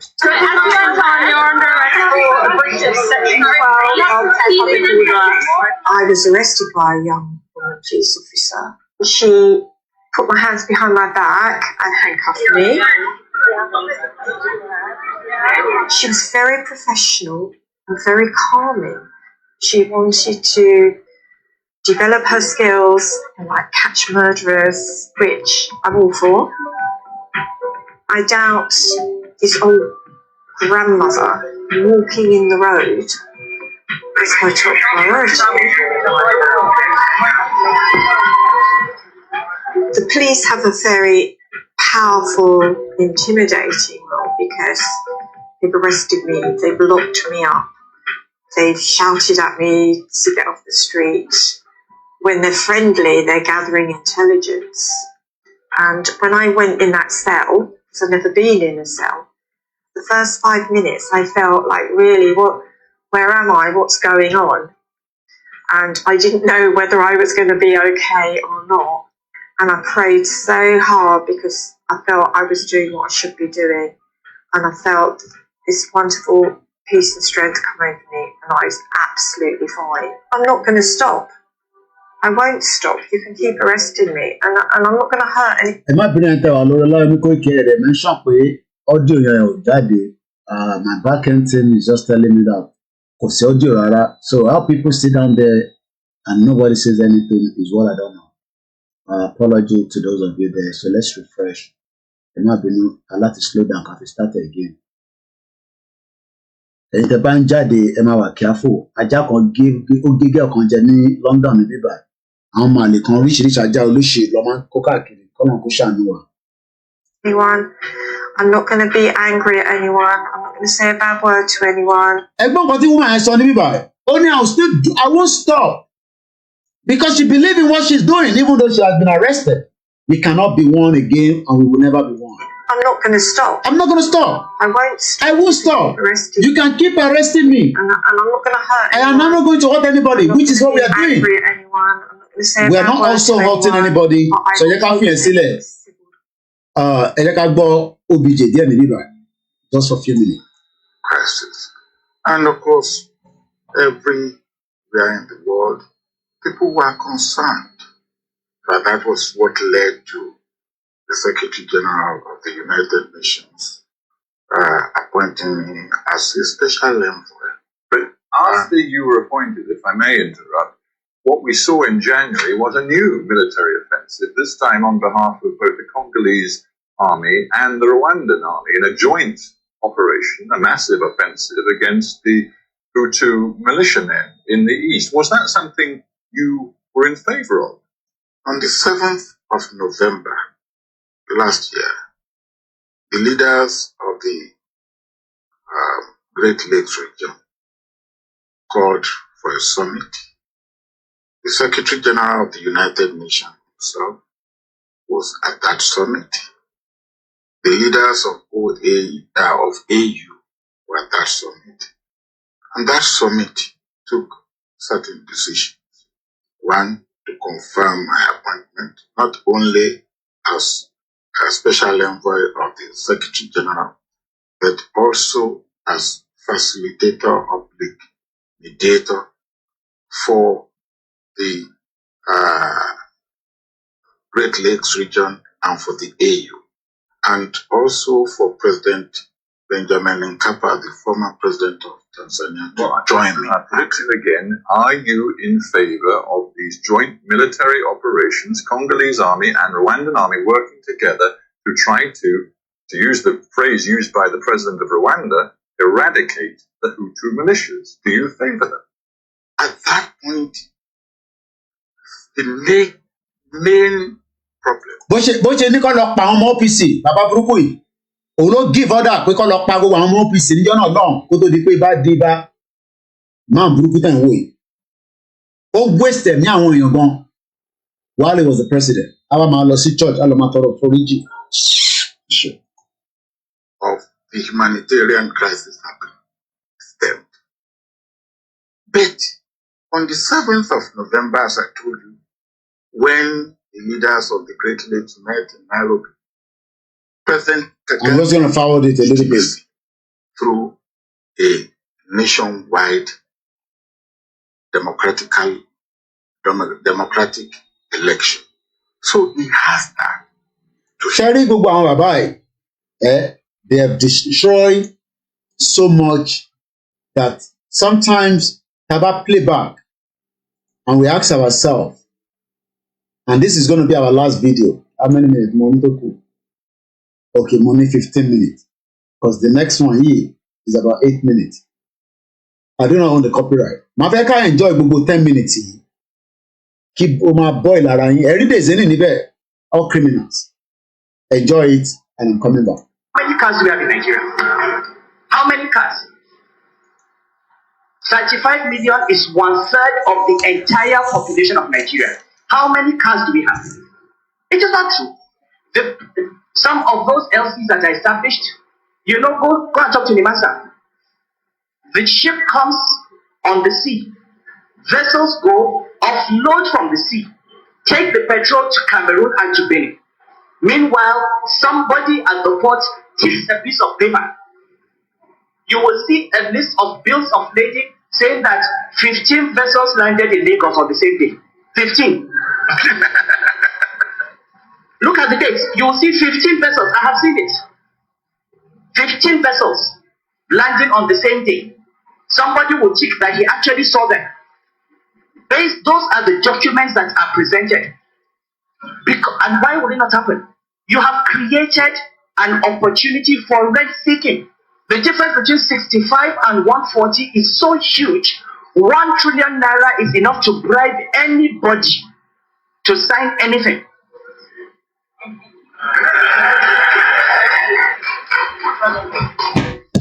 Okay, I'm ready to believe that 1 trillion cannot bribe body. So maybe you need 5 trillion. But the point I'm making is that we talk about corruption. But corruption thrives on opportunities that we create for people to be corrupt. And you need to shut off those opportunities. If you say you have a subsidy, and if the poor people of Nigeria are not buying fuel at 65 naira per liter, then it is not a subsidy, it is rent. So what we are saying is, I am not a proponent for removal of subsidy, I'm a proponent for removal of rent. Now let's look at the impact of this distortion on the system and on the economy. And let's just talk about the areas that we agree. And I'm speaking for Ngozi and for designing here and everybody. Let us talk about the things we all agree on. We all agree that there is corruption in government and that it needs to be addressed. We all agree that there is waste in government and we need to cut off on expenditure that is not reasonable. Okay? We all agree that government has been inefficient, that delivery has not been good, and that we need to improve on execution and delivery. Okay? So we're not here to debate that. And as Nigerians in the public and private sector, we are all responsible. I go to private sector meetings and they say government is so corrupt. I say, how many of you can swear that in your life you have not offered a government officer bribe? How many? Because corruption is the private sector that bribes public officers. So we all have to stop. So let us not argue about that. Let us agree that this is not the issue today. It's not about saying that the government has earned your trust. Now let's look at the impact on the economy of this subsidy. Between January, I'm giving you more facts. I mean, other than facts given by the Coordinating Minister.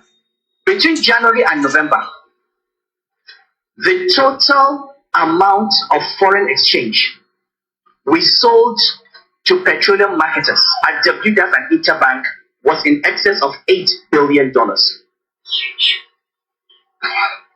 Over the same period, the total amount of subsidy that was given to these same marketers was another $8 billion. That is 16 billion. 16 billion. Now I'm going to ask you, it was actually 16.2 billion if you want to know the numbers. Now do you know what? The total amount, at least from my records, the total amount of money that the government earned that came to us in the Federation Reserves from the entire oil sector in the same period was 200,000 less than that. We spent more money paying for LCs and paying subsidy than we earned from the oil sector.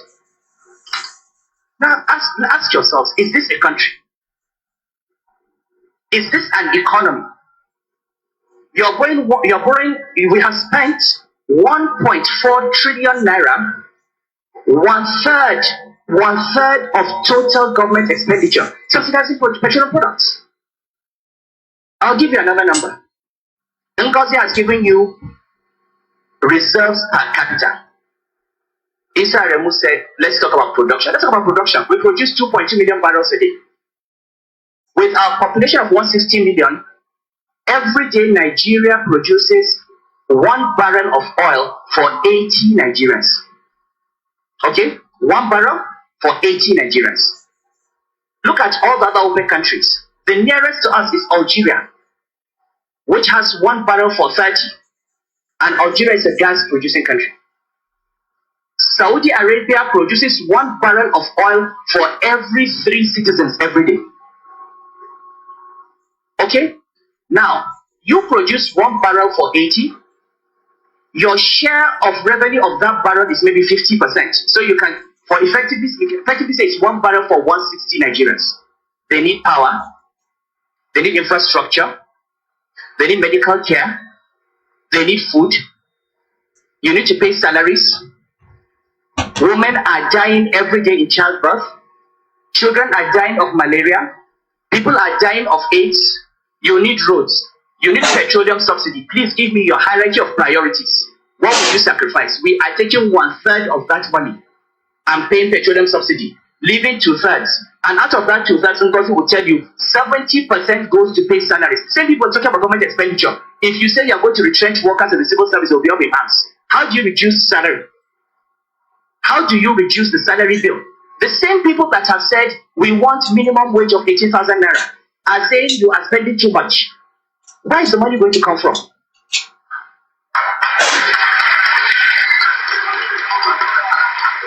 To pay those salaries, to maintain those civil servants, to provide health care, you need to free up resources. I mean, this is what economics is about. Now, to come and tell me that there's going to be hardship and difficulty is not an economic argument. The economic argument is to say, this is the cost of removing subsidy. What is the cost of not removing it? And let me tell you something. This government can continue paying this subsidy to 2015. It will not come down. But the next government will be saddled with a debt burden that it cannot maintain. And the Greece situation will be nothing compared to where we are. So, to think that, these decisions are not easy. Europe today is facing a crisis. In 2008, the price of oil crashed from $147 a barrel to $40. Up to the week to $37. Up till 2 weeks, 3 weeks before then, I was in Washington in the World Bank meeting. They had different models and projections. Oil price will never fall below $85 a barrel. It came to $37. The only reason this economy continued growing was that we had reserves of $62 billion, which are now down to 30. That was a shock absorber. We don't have that shock absorber today. If the oil price crashes again by 30-40%, if the naira goes 200 naira to the dollar, when you can no longer pay salaries, when inflation goes to 18% because of monetized, printed money, then we will know what a crisis is. You have to prepare yourself. What happens? You can see Europe every day. What happens? China is slowing down. There's a property bubble in China. India has had inflation. The Reserve Bank has increased rates 12 times. Inflation has not come down. Brazil is slowing down. All the countries that provided the engine of growth in 2008 are in slowdown mode. Do you know what we are facing? Are you in this world? Meanwhile, instead of preserving your government balance sheet so that in the event of a crisis you can cope, you want to continue paying 1 trillion naira. 1 trillion naira in subsidy. To who? To who? No, sorry. No, wait.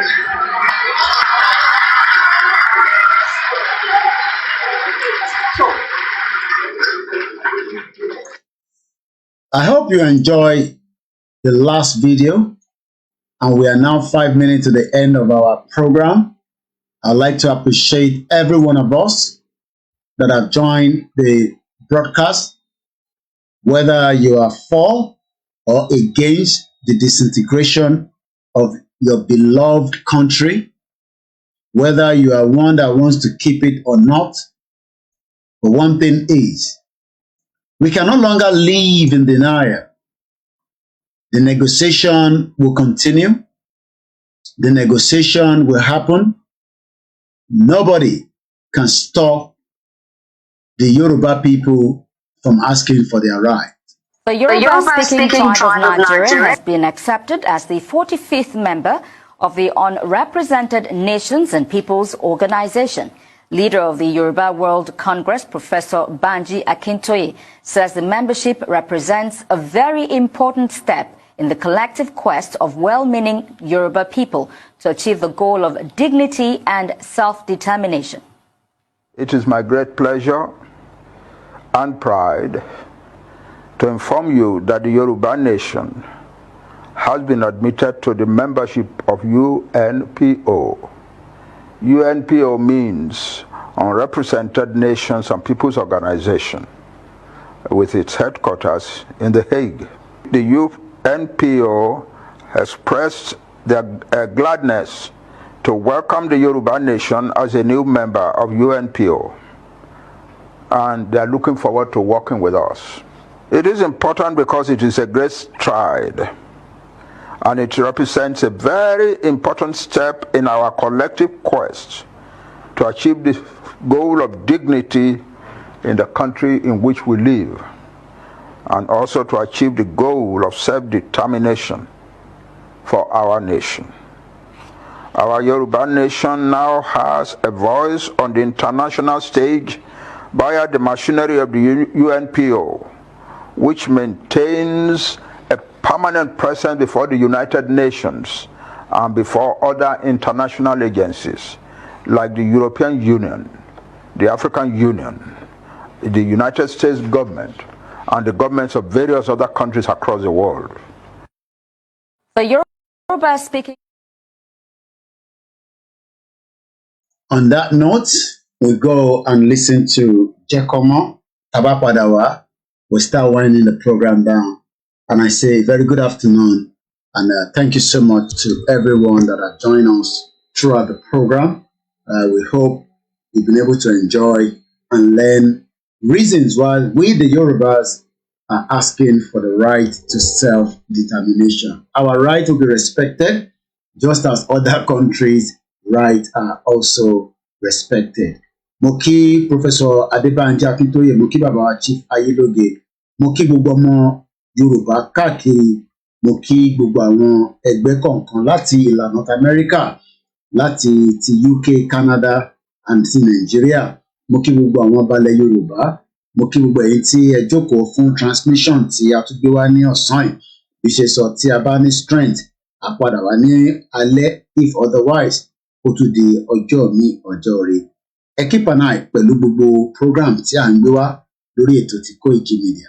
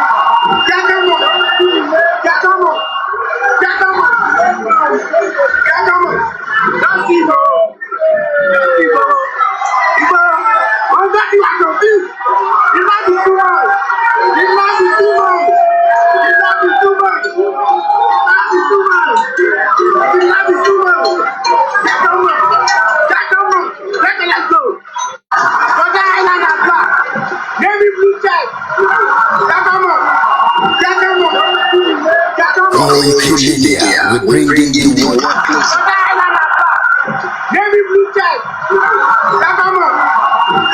Koiki Media.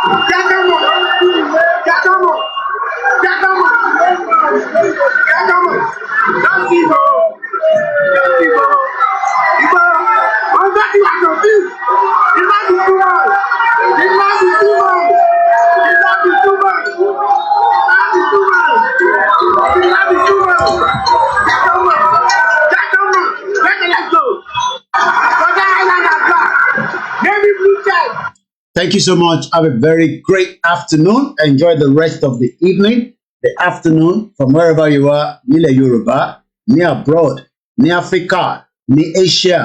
Èmi náà ni àbúrò yín, ẹ̀gbọ́n yín, bàbá yín, bẹ́ẹ̀ ṣe máa ń pè wá, Ọláyọmí Kóìkì, tí gbogbo yín mọ̀ sí Kóìkì Media, bringing the world closer to your doorstep. Mo kí gbogbo àwọn colleagues wa tí a jọ ń ṣe ìrìn àjò náà.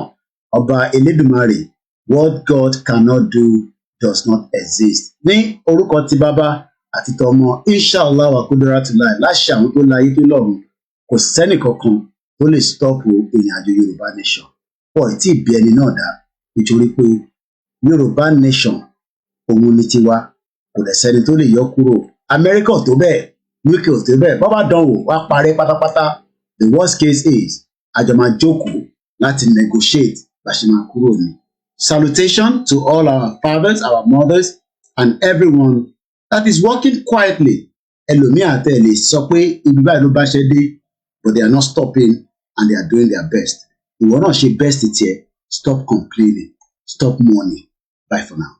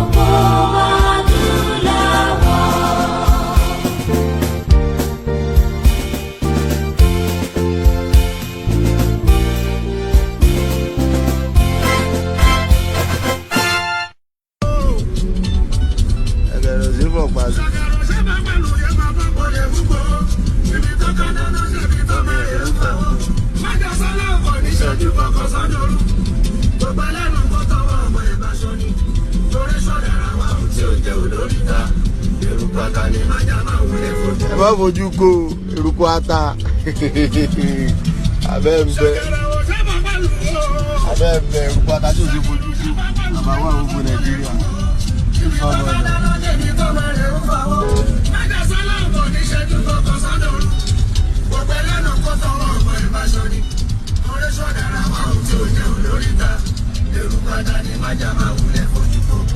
ẹ bá fojú ko ata ẹ lójú.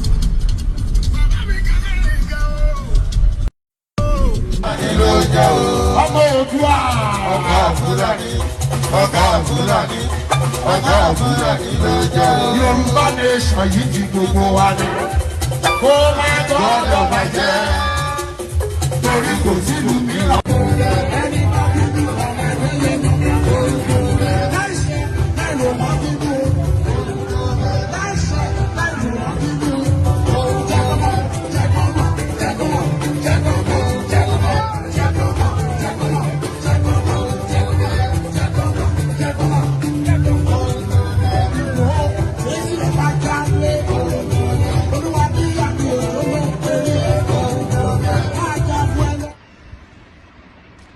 Life is so funny.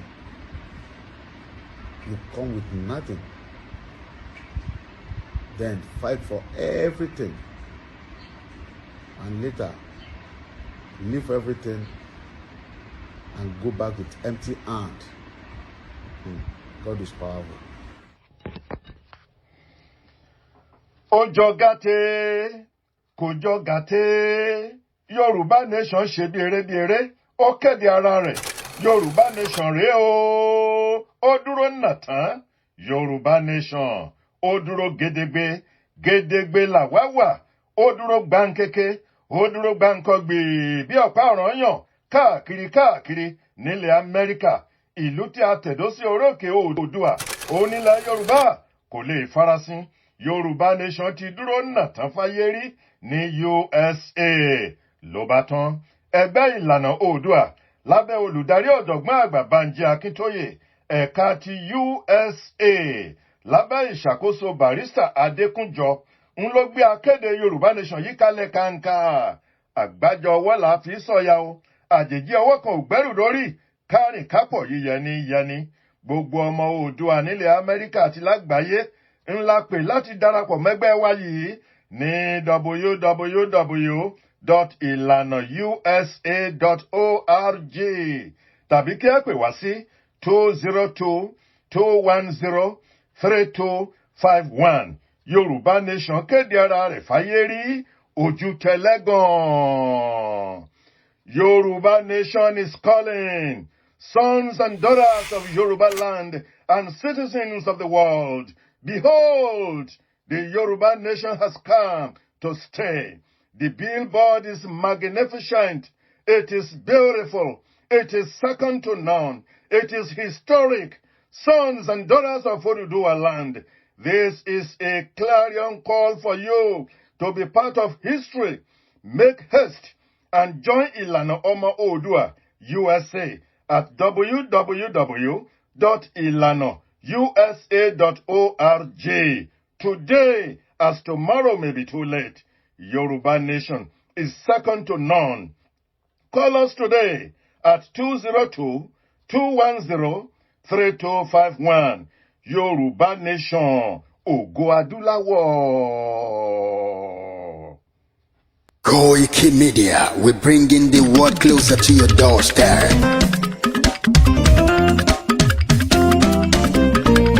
Koiki Media, Koiki Media,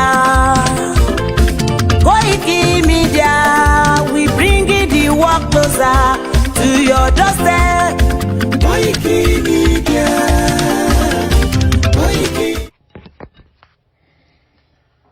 Koiki Media, we're bringing the world closer to your doorstep.